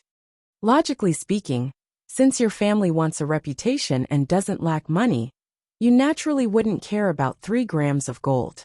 You just said that after they took the bracelets back, they said that 3 grams were missing, right? They said that it was only a short time, and that they didn't find any scratches on the bracelets, right?" "Yes." The girl pursed her lips and nodded. "Then did they weigh the bracelets when they took them back?" Xiaohai asked again. "Yes." It was normal when they took the bracelets and weighed them, but there was no contract signed. There was also no evidence. At that time, I told my father to get them to write a written agreement. My father said that there were no bad people, but that was it. We got it. You don't have evidence to prove that you didn't steal their gold, but their gold was indeed missing. Your family also admits that the mark was correct, right?" Xiaohai asked again. The girl kept nodding. "Yes, that's right. My family's gold is different from the others. You're a fake. Unless you're very familiar with my family, you can't do it. There's a small part that's missing a little bit." Xiaohai was also confused. He pulled his sister, Xiaobei, and the others together to discuss again. This was a very small, but very big problem. It involved not only money, but also reputation. In the end, the discussion was fruitless. This matter was too difficult for the 9 of them. Xiaobei was both helpless and angry. "Is there no way to prove it to both sides? Why don't we capture both sides and torture them?" "What are you talking about? Go send a message and ask Xiao Bao and Cuckoo. Mother believes that no matter who is the liar, if we hand it over to Xiao Bao will know." At this moment, Zhang Wang clan walked over from behind Xiaobei and the others and said to Xiaobei, Yes, I'll look for my brother and sister. We'll know who's the liar soon." Xiaobei's worship of her brother and sister had reached a blind level. When she asked someone to send the message, Li Longji's message came first. Xiaobei took a look at it. "I'm not free. Why are you asking so many questions? I'm worried." The message was sent to Zhang Xiaobao and Wang Wan. Wang Wan looked at it, and did not even let Zhang Xiaobao see it. She said directly, "Send a message to Xiaobei. Capture the person who requested to make the jewelry. He's not working in the Ministry of Works, but he knows how to do chemistry. He doesn't want a pattern on the bracelet, and he wants someone to put a mark on it. His motive is not pure. Capture him, and send him to the Ministry of Works. He can be considered a talent. If we teach him well, he might be able to make something better. He's capable, but he's not using it in the right way. Xiaobao, don't you think so?" "What do you mean it's not? I don't even know what's going on." Zhang Xiaobao snatched the piece of paper and looked at it. He smiled. Send him to the Ministry of Works smelting department. Give me a smelting formula within 3 months, and I'll consider him innocent. Otherwise, if Xiaobei catches him, he will play with him in prison.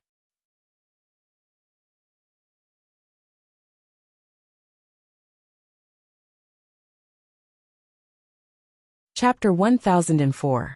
The news of Xiaobei's message quickly reached Li Longji's ears. Just as Zhang Xiaobao placed the letter to the side, Li Longji snatched it over and read it from top to bottom. She didn't tell me anything about the tax exemption. She actually cheated others by 3 grams of gold. This merchant's character isn't good. Li Longji was disappointed. He thought that Xiaobei was replying to his question, but it turned out that she was asking for his help. Shaking his head, he commented, "How can she cheat others by taking 3 grams of gold? The person who requested the bracelet to eat the gold in the bracelet with a chemical solution. She can be considered a talent, but she didn't use it in the right place. What's the use of cheating 3 grams of gold? If I were her, I would ask for a job from the Ministry of Works." Zhang Xiaobao wouldn't think that there was a problem with the merchant who made the bracelet. After all, this was Great Tang, and merchants couldn't do whatever they wanted just because they were rich. Wang Wan thought the same as well. If the merchants of Great Tang were to have a high status, they wouldn't be so obedient. They would provide the funds for the Chaoyang operation, and they would fork out the money to build the roads. They just wanted to gain recognition and use money to exchange for inner pleasures. This could be considered as a form of business. With such thoughts in mind, Wang Wan nodded in agreement. That's right. I hate being cheated, especially by those who play petty tricks. In the future, as Great Tang's economy grows better, there will be all kinds of conflicts and problems. We have to get to the root first. Hearing that, Li Longji thought about it and agreed. If a merchant who made the bracelet stole 3 grams of gold, would he still be able to do business in the future? If he were to be sent to the authorities wouldn't treat him well. In that case, the problem lies with that person. Capture him and punish him severely. Li Longji was about to give the order. Zhang Xiaobao hurriedly stopped him. We don't have to punish him severely. We have to capture him. And on the surface, we have to let others know that he has committed a grave crime. However, it would be a pity to send him to the Ministry of Works and lock him up. Xiaobao, we do not agree. We know very well what kind of talent you want. However, if every talented person makes a mistake, the final result will not be severe punishment, but more people will make mistakes. What is this called again? Oh yes, it's called the cost of crime is too low. Li Longji raised an objection. I know, but what can you do by locking him up and throwing him into prison? Since his craftsmanship is useless, it's better to let him continue with his work, but restrict his personal freedom. Zhang Xiaobao thought about how it was like in prison. At that time, he and Cuckoo were paid to work in prison. You were paid according to how much work you did. Then, you could buy daily necessities in prison. The price is very expensive. If you have more money, you can ask the outside to send it in. Even if you don't work, you can still live a comfortable life in prison. However, if you were not given freedom, it was easy to get into fights and get injured accidentally. The goal is to let you have a way to use your skills. Otherwise, if you were to be locked up in prison, it wouldn't be beneficial to society. Zhang Xiaobao told Li Longji about this matter. After hearing it, Li Longji nodded and said, "That's true. Locking a carpenter in prison and making him do manual labor isn't beneficial to our Great Tang. However, we are worried that if they are as comfortable in prison as they are outside, will they continue to commit crimes after they get out? If they are caught, wouldn't it be a good thing for them to not be caught? Yes, there will be a portion of such people. They will be given a lighter sentence the first time they are caught, but the second time they are caught, their sentence will be heavier. Then they will promote their morals and not the economy. It will make others feel that being in prison is a very shameful thing. They won't say that they have been in prison before, and that they are impressive now that they are out. Don't give criminals this kind of soil," Zhang Xiaobao explained. Wang Wan rolled her eyes at Zhang Xiaobao. She was implying that he still had the face to say that? You're the one who's always in prison, and you'll always be able to buy official identification. Zhang Xiaobao retorted with a look that said, "What does this have to do with me? It's everyone's responsibility. I'm just a user." Li Longji looked at Zhang Xiaobao, and Wang Wan exchanging glances. He coughed and said, "Why don't we find a place to test it out first? Maybe in your Sanshui County?" "My Sanshui County's prison is empty. Who would dare to cause trouble in my Sanshui County?" Zhang Xiaobao asked. "Yes, Sanshui County won't do. It's too special." Li Longji remembered that Sanshui County was the best county in Great Tang. Not even Lu Zhou could compare to it. The people of Sanshui County were hardworking. Naturally, their income was high as well. Their benefits were good as well. Since the neighbors were proud of being from Sanshui County, they had a good relationship with each other. There would not be any haggling between the buyers and sellers in the market. This was because if the goods sold were not good, the buyers would not have to pick them out. The sellers would deal with them themselves. Everyone in the county worked together to protect the dignity and status of Sanshui County. That's the real paradise. When will my Great Tang be like Sanshui County? Li Longji was lost in his thoughts as he muttered to himself. Zhang Xiaobao sighed. "That's impossible. The smaller the place, the easier it is to govern. Great Tang, that's a dream." Sanshui County has its fair share of competition, but it's on the surface. No one dares to play tricks behind the scenes because they're afraid of me and Cuckoo. However, it can make the people of Great Tang better off than they are now. Wang Wan said, "As long as Great Tang maintains its absolute ruling position, the people will protect this superiority. For example, if a citizen of Great Tang goes to Japan and is slapped in the face, Great Tang's fleet will go there and force Japan to give us a satisfactory explanation and suggestion. Then, this citizen will be willing to protect Great Tang's interests and listen to the guidance of Great Tang's officials. He will do his best because he knows where his dignity comes from." Yes, Cuckoo is right. Zuzan appeared at the door and said calmly, "In the past, Nunu's status was not very high. Sometimes I couldn't take care of her, and she would be ostracized. Even if I knew, I couldn't get rid of all the people who bullied Nunu. I have my own difficulties.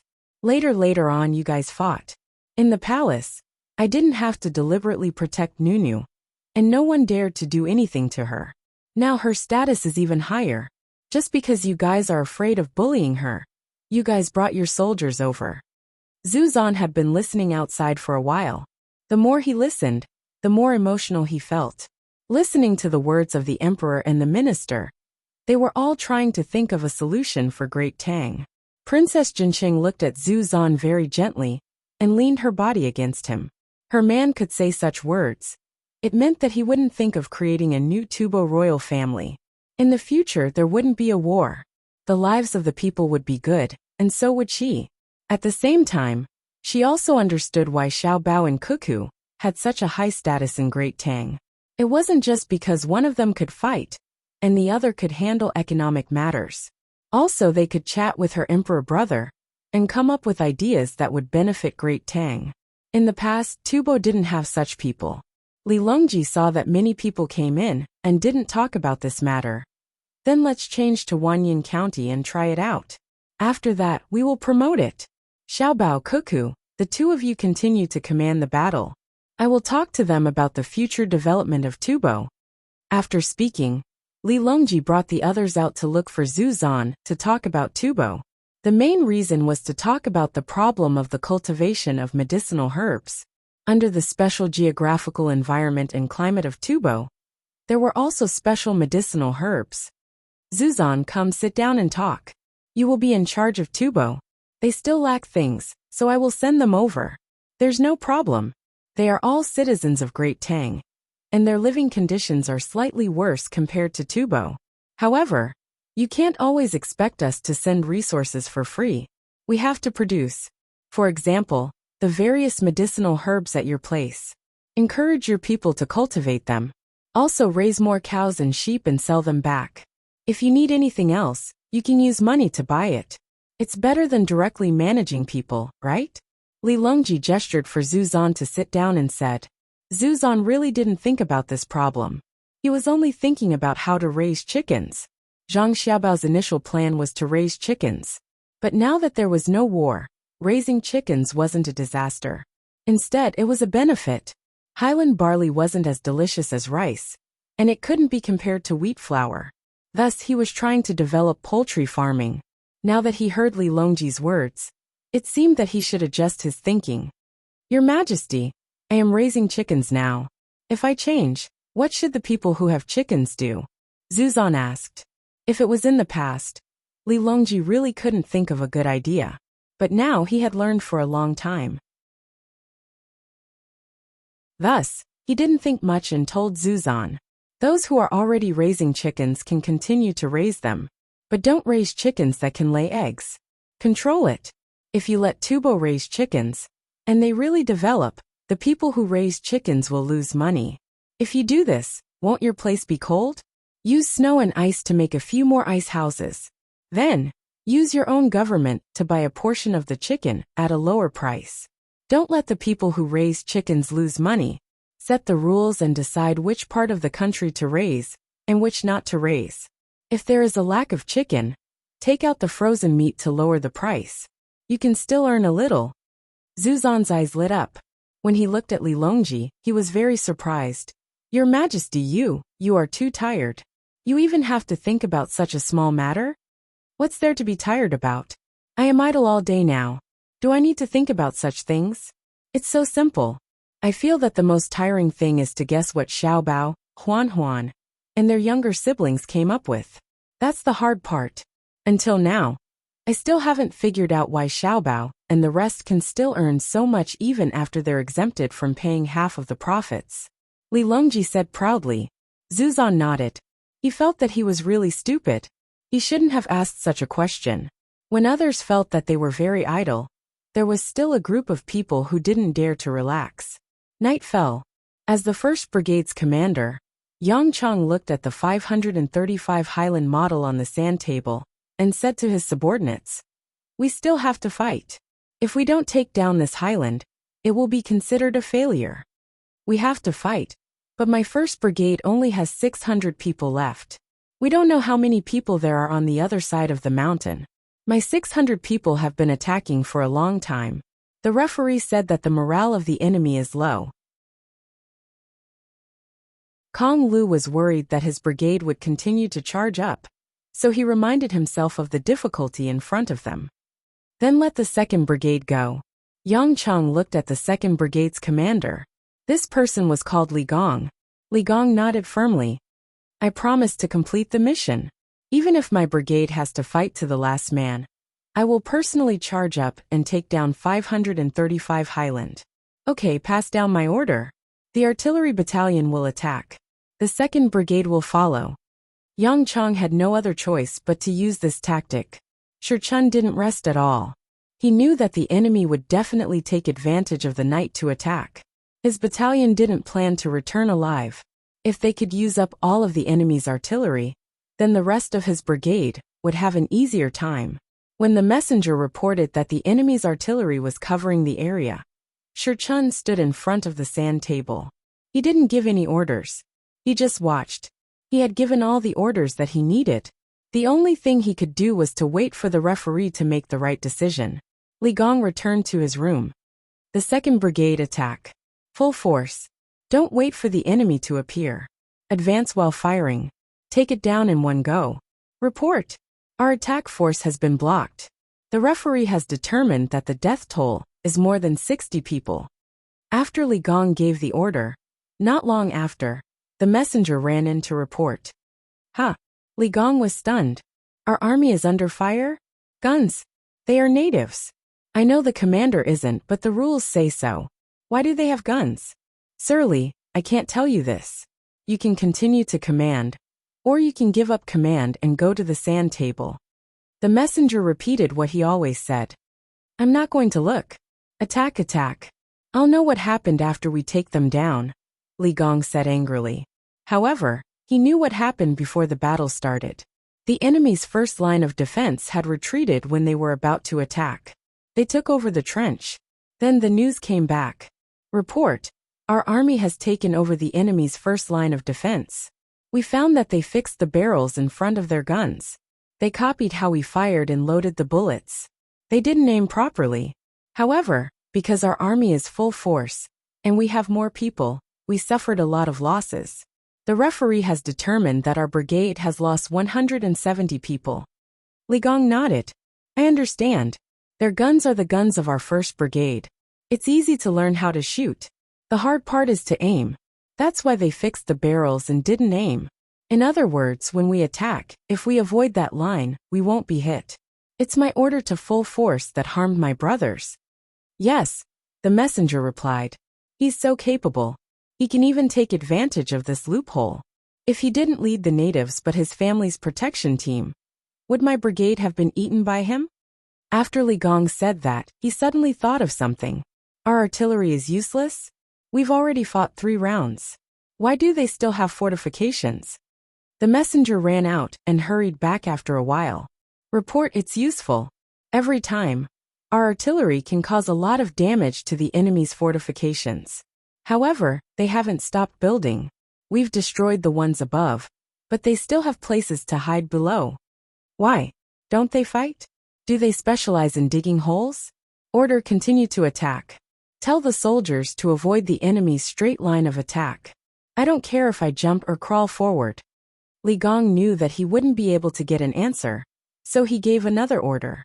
Since they knew how the enemy was attacking, they should hide. If they hid, they wouldn't be afraid of being hit. Report our vanguard is attacking. We found that the enemy target has been shot several times, but hasn't fallen. He's scared and doesn't dare to move forward. The messenger didn't take long before he reported to Li Gong again. I'm convinced. Anything can happen, right? Order the attacking members of our regiment to continue forward. If they stop, shoot them on the spot. Li Gong didn't ask why this time. It was useless to ask. Report, when our army reached the enemy's 3rd line of defense, the enemy counterattacked. Our army shot and hit 5 times. The enemy only has 1 person down. They're already entangled and engaged in hand-to-hand combat. The messenger reported. Before Li Gong could react, another messenger ran in. Report, the enemy used their own bodies and ours to block in front of them and counterattacked. Our army has suffered heavy losses. I know. Okay. When the time comes, I must see who the enemy's commander is. They don't even let the dead go. They're really unscrupulous. Send a message to the brigade. I request the artillery battalion to continue attacking. Don't care about our casualties. All of our soldiers are to fight on the spot. No one is allowed to retreat. The artillery battalion's cannons sounded again. The battle continued. They fought until dawn. A day and a half had passed on the sand table. In a while it would be 2 days. The vanguard of the great Tang army took down the 535 high ground. In fact, it wasn't that high anymore. It was blown up by the cannons. Commander Yang Chang looked at the results, but didn't look happy at all. A total of more than 1,700 people had died. After taking down the high ground, he found that the enemy was only a battalion, a logistics battalion. His artillery battalion had run out of ammunition. General, please. Yang Chang looked at Shi Chun, who was escorted over, and said, Shi Chun hadn't died yet. In theory, he had killed 3 people at the last moment. The enemy was aiming to capture him alive, so they didn't kill him. Hearing the strong emotions in the other's words, Shi Chun Weiwei smiled. If you have something to say it quickly. When the battalion was broken, I took poison. I don't have much time to live. Your military doctor's equipment is not good. Now, ask me something useful. I'll answer you selectively. How long have you been studying? Are you in the inner court of the Zhang family and Wang family? Yang Chang asked. You flatter me. The inner court can't be in charge of the logistics battalion. The main force is 100,000 people. The commander is in the inner court. I'm the one who applied to join the inner court. I think after this martial arts examination ends, with my battle results, I can enter. Thank you. Shi Chun was still smiling.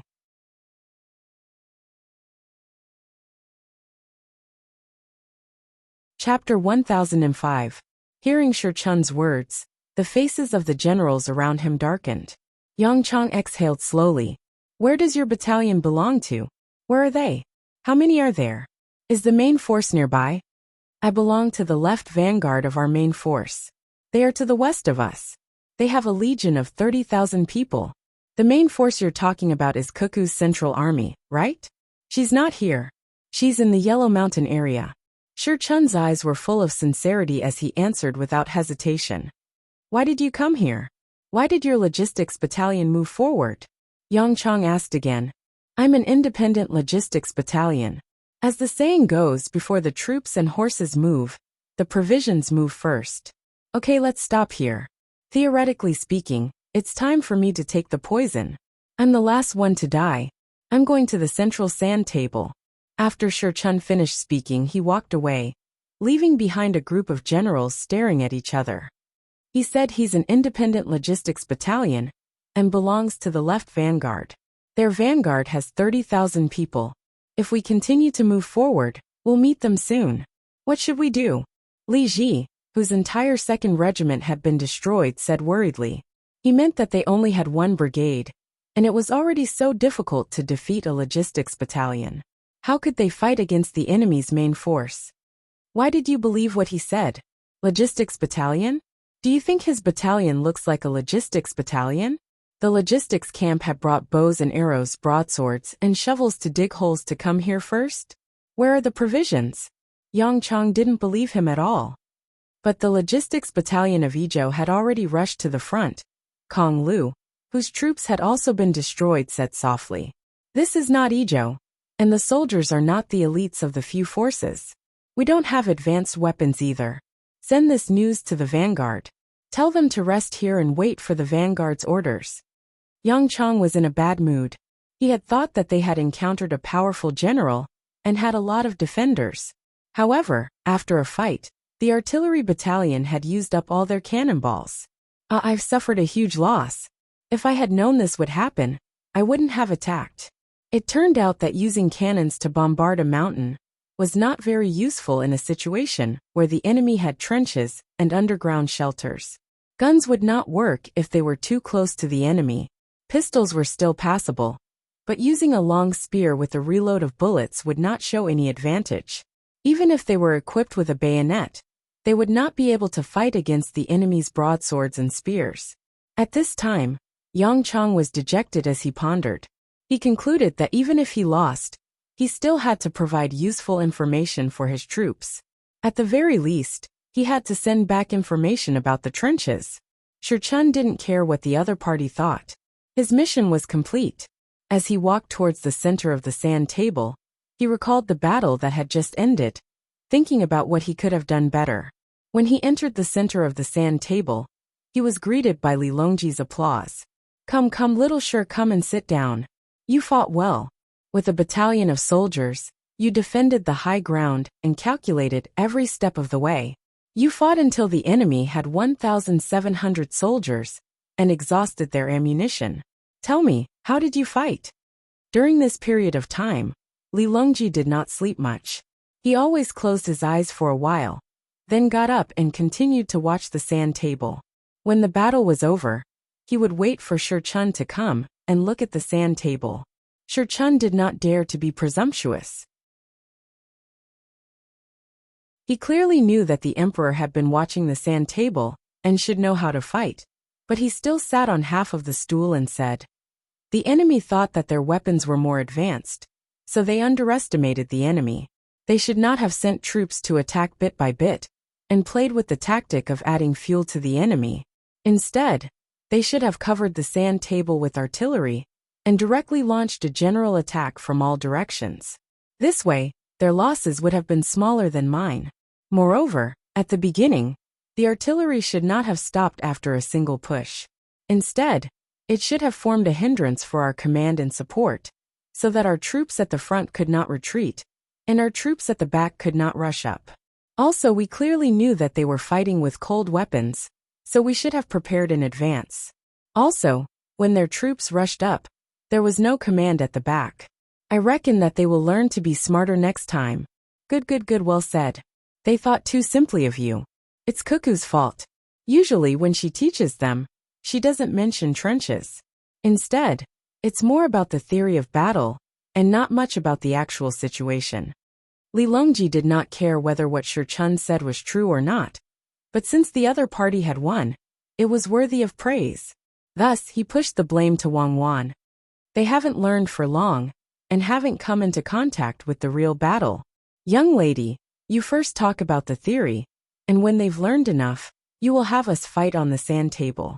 At the same time, you will point out the analysis and judgment of the various situations. Shi Chun spoke up for Wang Wan. In truth, Wang Wan had mentioned trenches and various bunkers, but she did not mention that after the trenches were blown up, they should immediately carry out civil engineering work. Wang Wan felt that the Great Tang's army would not encounter too much trouble if they bullied others, so she did not emphasize that the artillery plows would be used once, and they would have to see the situation and judge if they needed to fight again. If they really fought, there were still troops in the air to help, responsible for reconnaissance and throwing down explosives. If they were too detailed, it would easily limit the creativity of the generals, making them lose their own uniqueness. The commander of the vanguard, Zhang Shogui, also received the report. This time, the report was very detailed. After reading the report, Zhang Shogui pondered for a moment before saying, "Send an order to the 1st Brigade. Tell them not to slack off, and be prepared to face the enemy's attack at any time. No matter how thick the fog is, the scouts have to explore the entire area as quickly as possible. I don't want to hear another report of them being careless and causing more losses to our army." Soon, Yang Chang received the order from the vanguard. After reading it, he was so frightened that he broke out in a cold sweat. He slapped his thigh and said, "That's right. That Shi Chun intentionally let us capture him, so that we can keep thinking about whether there is a left vanguard with 30,000 men, so that we can judge whether he is really from the logistics camp. In truth, he can be from the logistics camp, but he can also not be an independent camp. We only want to take down 535 Highland, but the surrounding area is all mountains. Men, pass on my order." Reporting. Yang Chang reacted and shouted at the messenger. Without waiting for him to give the order, the messenger reported first. "Our Highland 535 Highland has suffered a fierce counterattack from an enemy camp. They are charging at us from the other side of the relatively steep mountain. Our army only has one group resting on the highland. Continue to attack, aim and fire. Don't be afraid. Their weapons are not good enough. Kong Lu Li Gui, take the rest of your troops, and go up from this side, to reinforce 535 Highland. Our 3rd Regiment, Zhang Fan, take your 3rd Regiment and surround them from behind. Don't let a single one escape." After giving the order, Yang Chang sneered.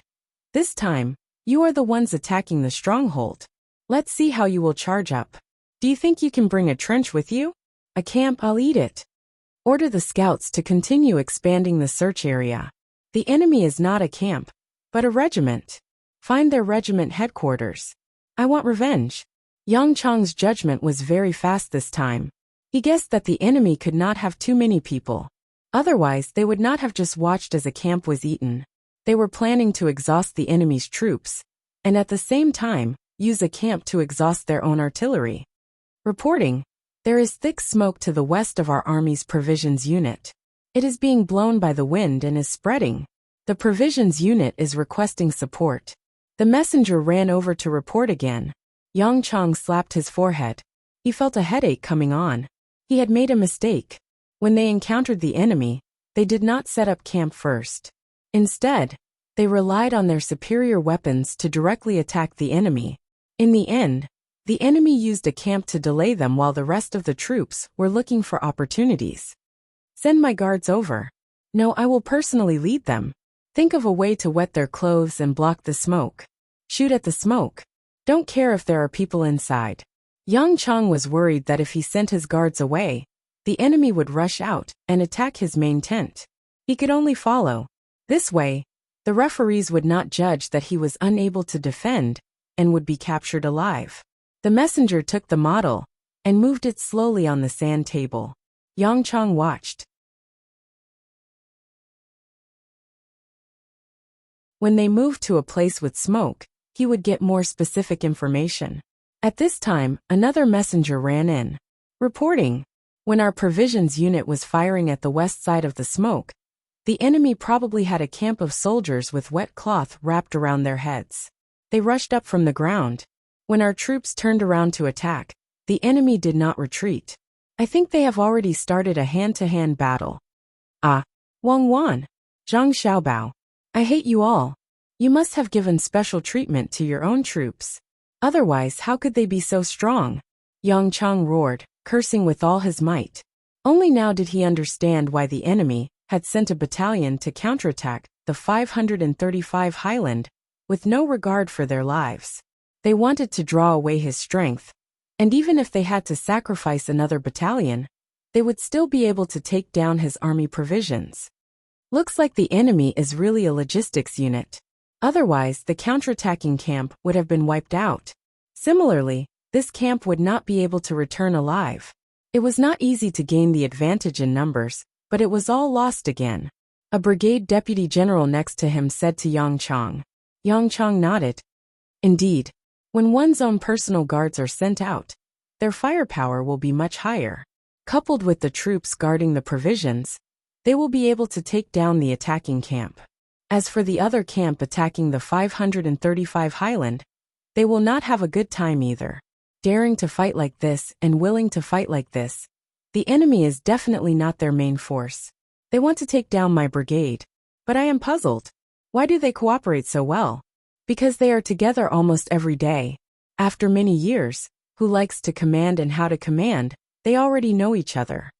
The deputy general guessed. Fight, fight, I also threw caution to the wind. Did they think that my brigade would be finished if they burned the provisions? Yang Chang said unconvinced. The battle continued.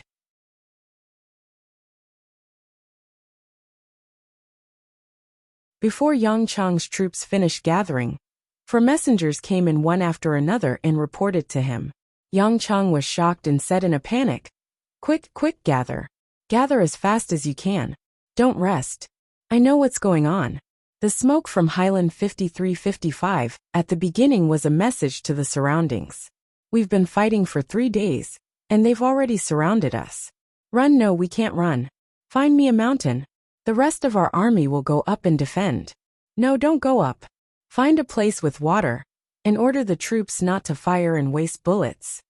Yang Chang found a scout, and finally found a place that was not too far away, and could temporarily not fight with the enemy. There was a water source here. There was a small pool that kept the water flowing out of the spring. However, it was in a depression, and there were mountains on both sides. Orders, 500 people on both sides of the mountain and guard it.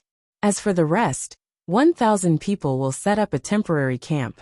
As for the other 1,000 people, those who are injured will recuperate first. Those who are not injured will be responsible for guarding. Yang Chang finally gave an order that he thought was smart. He did not rush up the mountain to defend. Li Longji, who was at the center of the sand table, nodded. Not bad. He knows to find a place with water. If he really rushed up the mountain, I'll remove him from his position right now. Empress Wang laughed softly. He must know how Masu died. Fuyang is full of small mountains. What's the use of him guarding them? Yang Chang still didn't know that his decision had allowed him to avoid a calamity. Standing in front of the sand table, he was constantly wiping his cold sweat. Although he knew that everything was fake, he still couldn't help but feel nervous. It was mainly because of the constant reports from the messengers that made him feel like he was in command on a real battlefield. Send a message to the vanguard. Our army has lost all of its provisions and gunpowder. We are surrounded in the mountains of Fuyang. We don't know how many soldiers the enemy has, nor do we know which division they belong to. Our army can only hold on for 5 days. After 5 days, if there are no reinforcements, our army will break out of the encirclement. If we fail to break out, the vanguard's 1st Brigade will fight to the last man. Brigade Commander Yang Chang will die for the country. Yang Chang's tone was resolute. He understood that even if he was in a real battlefield, if he couldn't break out of the encirclement, or if there were too few people who could break out of the encirclement, he wouldn't have the face to live. After receiving the report, Zhang Shogui frowned. He carefully looked at the sand table, and compared it to the map. After standing for a while, he ordered, "Send a reply. The 1st Brigade will rest for half a day and break out immediately. Head north and enter the forest fire area. It has already rained. If we rush in, we might have a chance of survival. If we wait for reinforcements, we will definitely die." Zhang Shougui's order was passed down, but Yang Chong didn't receive it. This was because the scout in charge of hiding and helping to receive and transmit information had been killed. He had been killed by Wang Yi's sniper battalion that had been sacrificed to delay the enemy's advance. He had just led his battalion out of the encirclement in the rain when the messenger told him that they had discovered a few enemies. Since the people on both sides couldn't reveal any information and could only fight to the death, he didn't have anyone interrogate them and directly killed them. Once these people died, the communication between the north and the south was naturally cut off. Wang Yi actually knew what the enemy was doing. It was just a small team of a few people. Other than being a radio station messenger on the battlefield, what else could they do? However, his messenger didn't tell him that they had discovered the radio station. This was a decision made by the referees. Once they said it, he would immediately know what it was. If they brought it to him, he would probably use it. That wouldn't do. Thus, they didn't mention what they had discovered. Wang Yi sat down and looked at the sand table. He lowered his head and thought for a while. Suddenly he laughed. "Haha, let's see what you guys are going to do now."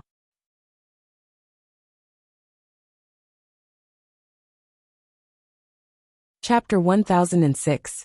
No one can accurately predict the outcome of a battle, no matter how great his advantage is, or how good his plan is.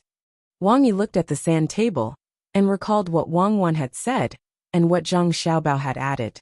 Yes, because we can never calculate everything. Some things are due to environmental factors, while others are due to human factors. Therefore, what we need to do is to think hard and persevere. Even if it's just one soldier, he has the chance to change the fate of the entire battlefield. Therefore, when you're on the battlefield, never give up, even if you're fighting alone. Yes, I can. I'm not fighting alone. I have brothers. Call the team leader of the first team here. Wang Yi waved his fist and ordered the messenger. Soon 13 people entered the room. They represented the 13 team leaders of the sniper battalion. None of them had died, but their organization was not full. Some soldiers had died. Come here. Just now we killed a few enemies. A few. I think they're the mobile radio team responsible for the transmission of information. Why are they here? Wang Yi pointed at the sand table and asked the 13 people. Only 2 of the 13 people had the surname Zhang and Wang. Like Wang Yi, they belonged to the inner courtyard of the Zhang and Wang families. They were all quite young. They looked to be in their early 20s. There was a number 4 on the chest area of their clothes, which meant that they were students of the 4th batch of the family military school. Wang Yi's number was 2. I think that they're here, which is the place where the fire didn't burn, because their vanguard divided into 2 groups. One group went to Wukong, and the other group went to Fuyang. They needed to communicate with each other in between. At the same time, they were also responsible for the transmission of information to the troops that came from Hangzhou. A young man with a baby face was the first to speak. Wang Yi nodded approvingly and asked the young man, "Xiao Dong, how do you think the vanguard will divide into 2 groups? Where will the main force go? Where will the feint attack and control troops go? Why?" The young man who was called Xiao Dong had a serious expression on his face.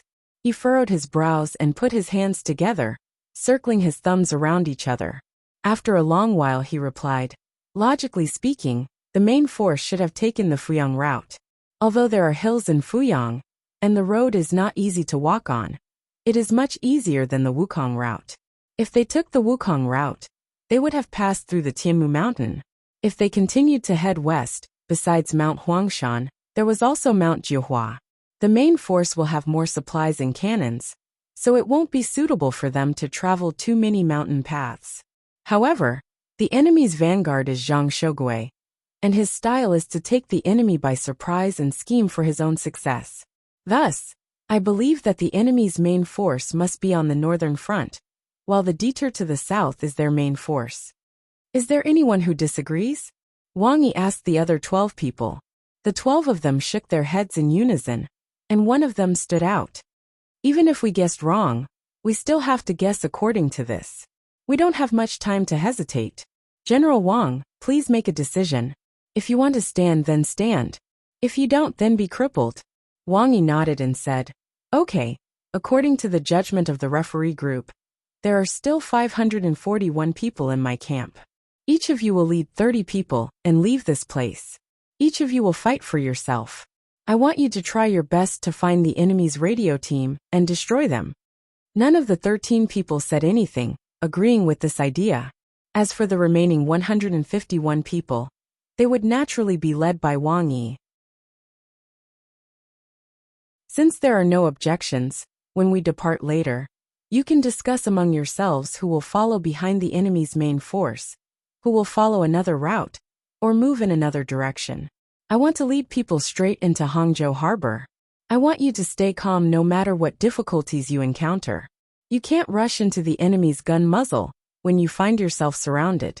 If there is a way out, take your people and run. Try your best to stay alive. Wang Yi lectured. Because he was a second-year student in the family, his status was higher than the others. The 13 people listened carefully. Xiao Dong stood out again. General Wang, I understand. We are the elites of the family. We will never do anything stupid. We have already completed the mission of delaying the enemy, and we have also forced the enemy to divide their forces. We must think that if we kill one, we will break even. If we kill two, we will make a profit. They are not elites. We have the ability to fight independently. Cuckoo and Xiaobao are in the same camp. They have arranged 14 inner courtyard commanders, including you. They definitely don't want us to die so easily. What we need to do is to fight a classic battle, and let everyone know that the inner courtyard of the Sanshui Zhang family and Wang family has their own abilities to be proud. Okay, dismissed. Fight for the dignity and glory of the main family. Wang Yi saluted. Fight for the dignity and glory of the main family. The 13 people returned the salute in unison. Fight for the main family. A messenger also shouted. You are? Wang Yi turned his head and asked.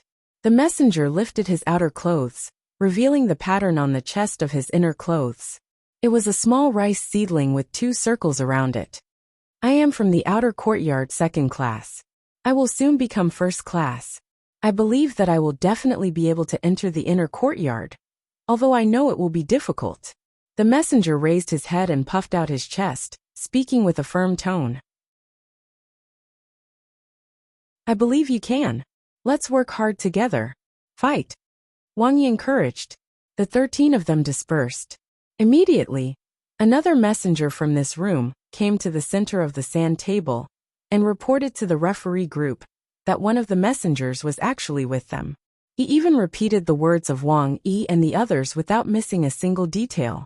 Li Longji hadn't had a good rest in the past few days. His work and rest schedule were irregular. When he heard the messenger report, he waved his hand and said, I know. You did well. Your Majesty, do you want to change people? Empress Wang asked after the messenger ran back.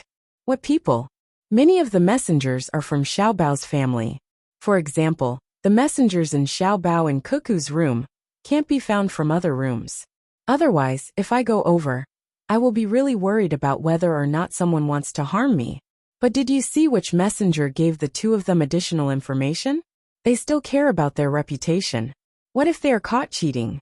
Those outstanding commanders are loyal to the main family. That's good. How can people who don't love their families be patriotic? If it weren't for the fact that I'm afraid of the generals objecting, I would have reformulated the rules so that the commanders of the Zhang family and the Wang family can also use guns and radios when they get their hands on them. After all, they know how to use them, and they are very proficient in them. Li Longji expressed his thoughts, which meant that he didn't care at all. He showed absolute trust and generosity. Wu Huifei, who was beside him, opened her mouth but didn't say a word. Empress Wang saw her action and asked, Sister, what do you want to say? I'm afraid that if my words are heard by others, they will misunderstand that I want to frame Xiaobao and Cuckoo. It's better not to say it. Wu Huifei said very softly. It's okay. Sister, just say it. Xiao Bao and Cuckoo are no longer afraid of being framed. Empress Wang insisted. Li Longji was also very curious, and looked at Wu Huifei. Seeing this, Wu Huifei could only nod. Then I will say it.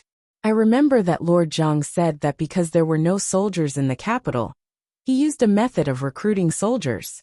Then he used the weak to fight against the strong. That was when Xiao Bao and Cuckoo were partly in favor of it.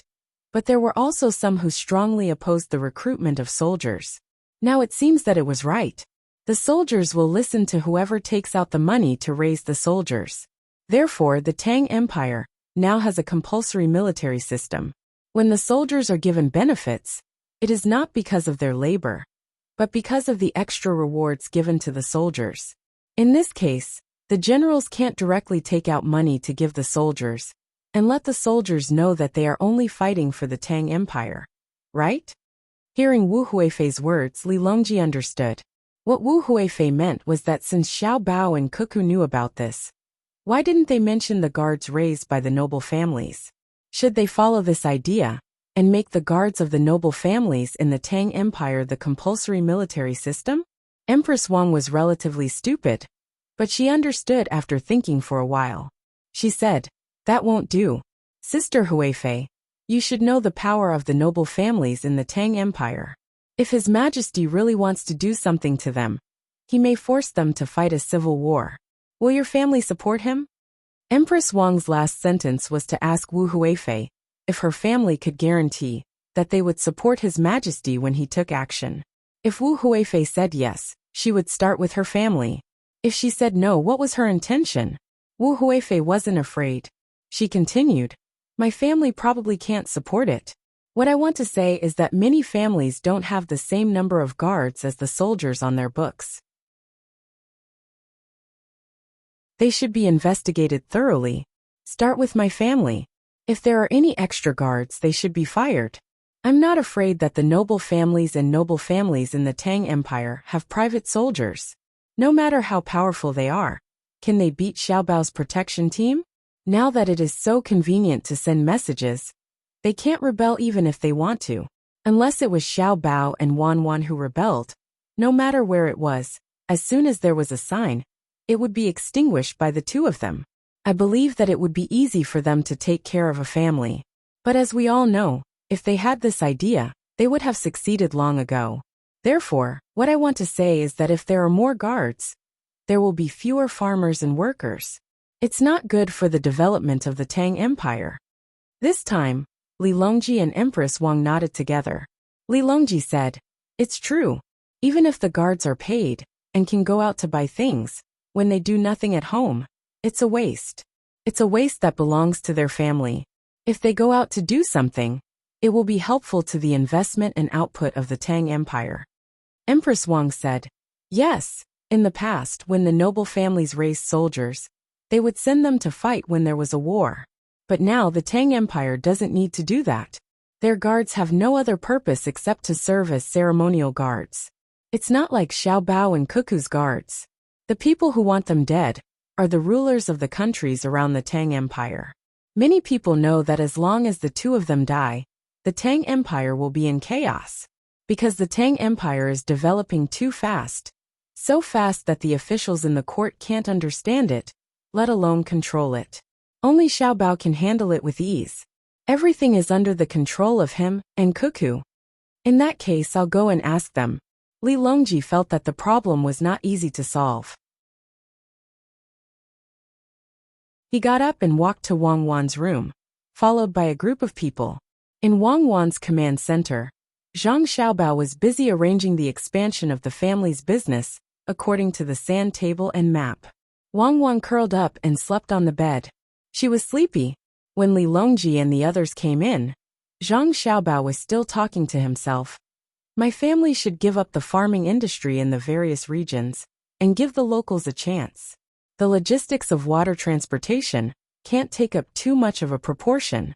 The best combination is the industry that provides technical guidance and consumes the local resources. In the case of precision processing, we don't need to use the Chongping position. The price of our precision processing industry fluctuates to achieve the goal of suppressing prices and balancing the profits of the people who provide the raw materials. Then the problem comes. Should I reduce the trade links and reduce the cost? Or should I allow the trade industry to flourish, thus increasing the cost and giving some of the trade groups more profits? If I were to reduce costs and reduce the number of links, would there be a situation where the traders would lose their jobs? If I allowed them to exist, would they continue to raise the price with the resource consumers after they gained control of the resources in the resource lands? Would they continue to exploit the local resource producers, thus obtaining more profits in the middle? This matter is troublesome. I can't relax it, nor can I tighten it. Do I have to use the country's protection mechanism? Can't economic matters be economic matters?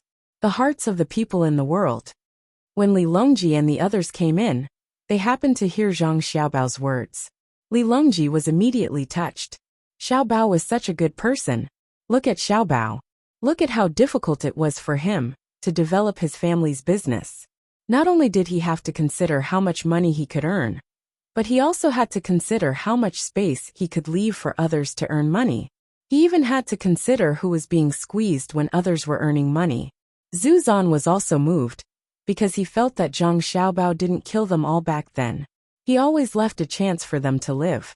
Otherwise, who knew what kind of impact Tufan would face? Princess Jincheng whispered. Just as the E-hexagram shows, even if you seal the 7 gates, only one gate will survive. Unless you don't know how to retreat and walk into a dead end, the heavens will be clear, and killing will not be satisfying. When Zhang Xiaobao heard Princess Jincheng's movements, he turned his head and looked back. He smiled and said, "Do you all have nothing to do? If there's nothing, I'll look for you. Unless I'm hungry and want you to make something to eat, I'll ask you a question, and you answer it properly." When Li Longji came, he was afraid that he would disturb the two of them arranging the battle. However, one of them was sleeping, and the other was thinking about his family's business. It wasn't that they had nothing to do, so he was relieved. Zhang Xiaobao was very dissatisfied and said, "Be quiet, Cuckoo is asleep. If you have something to say it in the corner. Someone arrange a place for us." Everyone's footsteps woke Wang Wan up. She rubbed her eyes and said, "Foster mother is here. Have you eaten dinner? Oh, His Majesty and concubine Hui are here too. Princess, you all are here too." Empress Wang loved Wang Wan the most. She quickly walked over and covered her with a quilt. "Cuckoo, go to sleep. It's long past dinner time. It's already 4 o'clock in the evening. You haven't eaten, right? What do you want to eat? Mother will get someone to make it for you. It's 10 o'clock. I'm not sleeping." "Xiaobao, you're not sleeping yet? Did something happen at home again? Let's put it aside first. We'll talk about it after we win this battle. There's no hurry." "Foster mother, don't worry about me. I'm going to sleep. I'll just get up and arrange the defense of Mount Huangshan. I'll take a bath and eat something later." Wang Wan turned over and sat up. It was obvious that she was not in the right state. She greeted everyone and went out to take a bath. Zhang Xiaobao also went out. They could take a bath together. Li Longji was very depressed. He muttered, "What am I doing here? Waking them up to take a bath. It seems that I'm really idle. I'm meddling in more and more things." After a while, Zhang Xiaobao and Wang Wan came back. Zhang Xiaobao was holding dry tofu rolls with spring onions and bean rolls with chili sauce. He was eating happily. Wang Wan was holding a big jiama with minced meat in one hand, and a bowl of clear soup in the other. Empress Wang pulled Wang Wan to sit beside her. She watched her adopted daughter eat little by little. She felt more comfortable than eating herself, even though she had her own son and daughter. Li Longji was not so polite. He watched Zhang Xiaobao eat the last bit of bean rolls and asked, "Is it delicious?" "It's okay. It's not delicious, but it's not bad either. It has its own flavor after being cooked and fried. It doesn't lose its original color even if it's coarse. When you're hungry, you can eat chaff. When you're full, you can eat honey, but it's not sweet. I used to be afraid of starvation. It has nothing to do with money." Zhang Xiaobao took another sip of tea and said, "I don't understand. I have money. I ordered a table of dishes. I spent money. I'm willing to throw them away. Why do you care?" Li Longji was very energetic. Zhang Xiaobao put down the teacup. I don't care. You can throw them away if you want. But don't talk business with me. Otherwise, I'll be very willing to refuse and attack your business. You're wasting survival resources. If you buy 100 crystal cups and throw them on the ground, few people will say anything about it. If you order a table of dishes, and you know you can't finish them, you'd rather throw them away. Naturally, there will be hungry people who will rebel. Do you expect people who don't have food to reason with you? There are different kinds of wastage. The people who really waste food are poor, at least in terms of cultivation realm. The really rich people demand quality of food, not quantity. If you order a table of shark's fins, all kinds of shark's fins, and release them to attract flies, that's because you have the ability. If you order 20,000 pounds of steamed buns and throw them to the ground, the people who rebel because of hunger will want to kill you first. Your Majesty, you came here to talk to me about the problem of food? Then I'll have to tell you why I'm eating dried tofu. It's because this thing has a lot of protein in it. After I eat it. Xiaobao, I know. What you said is very reasonable. I will never buy 20,000 pounds of steamed buns and throw them to the ground. What I want to ask you is how to get the guards of the various families and rich people to form a labor force in production. Li Longji was really afraid that Xiaobao would talk to him about food. He knew that the food of the Zhang family and the Wang family was indeed good, but most of it was eaten. They didn't take out millions of strings of cash to buy food and throw it to the ground. Money wasn't used that way. In Xiaobao's words, it was a lack of responsibility to society in wasting food. It was an inferiority complex that poor people showed when they were moving towards the stage of becoming rich. Xiaobao said that if you have money, you can buy jade and throw it for fun. Like his sister, you can throw big pearls on the marble floor. They look good when they bounce, and roast duck with agarwood. Zhang Xiaobao smiled and said, Your Majesty, you don't want to talk about food anymore? My family just sent a few abalones. Cuckoo and I bought them when we were young. They've been there for many years. After they're done, they're worth 9 taels a head. They'll definitely weigh more than 1 pound. Li Longji swallowed a few times and glared fiercely at Zhang Xiaobao. Xiaobao, what I'm asking is how to solve the problem of the wasted labor force. Oh, I see. Okay, Your Majesty. To be honest, labor force isn't wasted, and social resources aren't wasted. This is a process of increasing resources and subsidies. You want to suppress this process, and then generate more social taxes, right? That's easy. Zhang Xiaobao had already understood what was going on. Li Longji's question was so classic that even Wang Wan, who was eating a jiama, had several ideas to deal with it. You're tuning in to the Li Mei's Wuxia Whispers YouTube channel. We're so grateful for your support. And don't forget to subscribe to join us on this incredible journey through captivating stories. Your generosity through donations truly makes a world of difference, as it's the primary source of revenue that allows me to expand and enhance this channel for you. Thank you from the bottom of my heart for being a part of this adventure.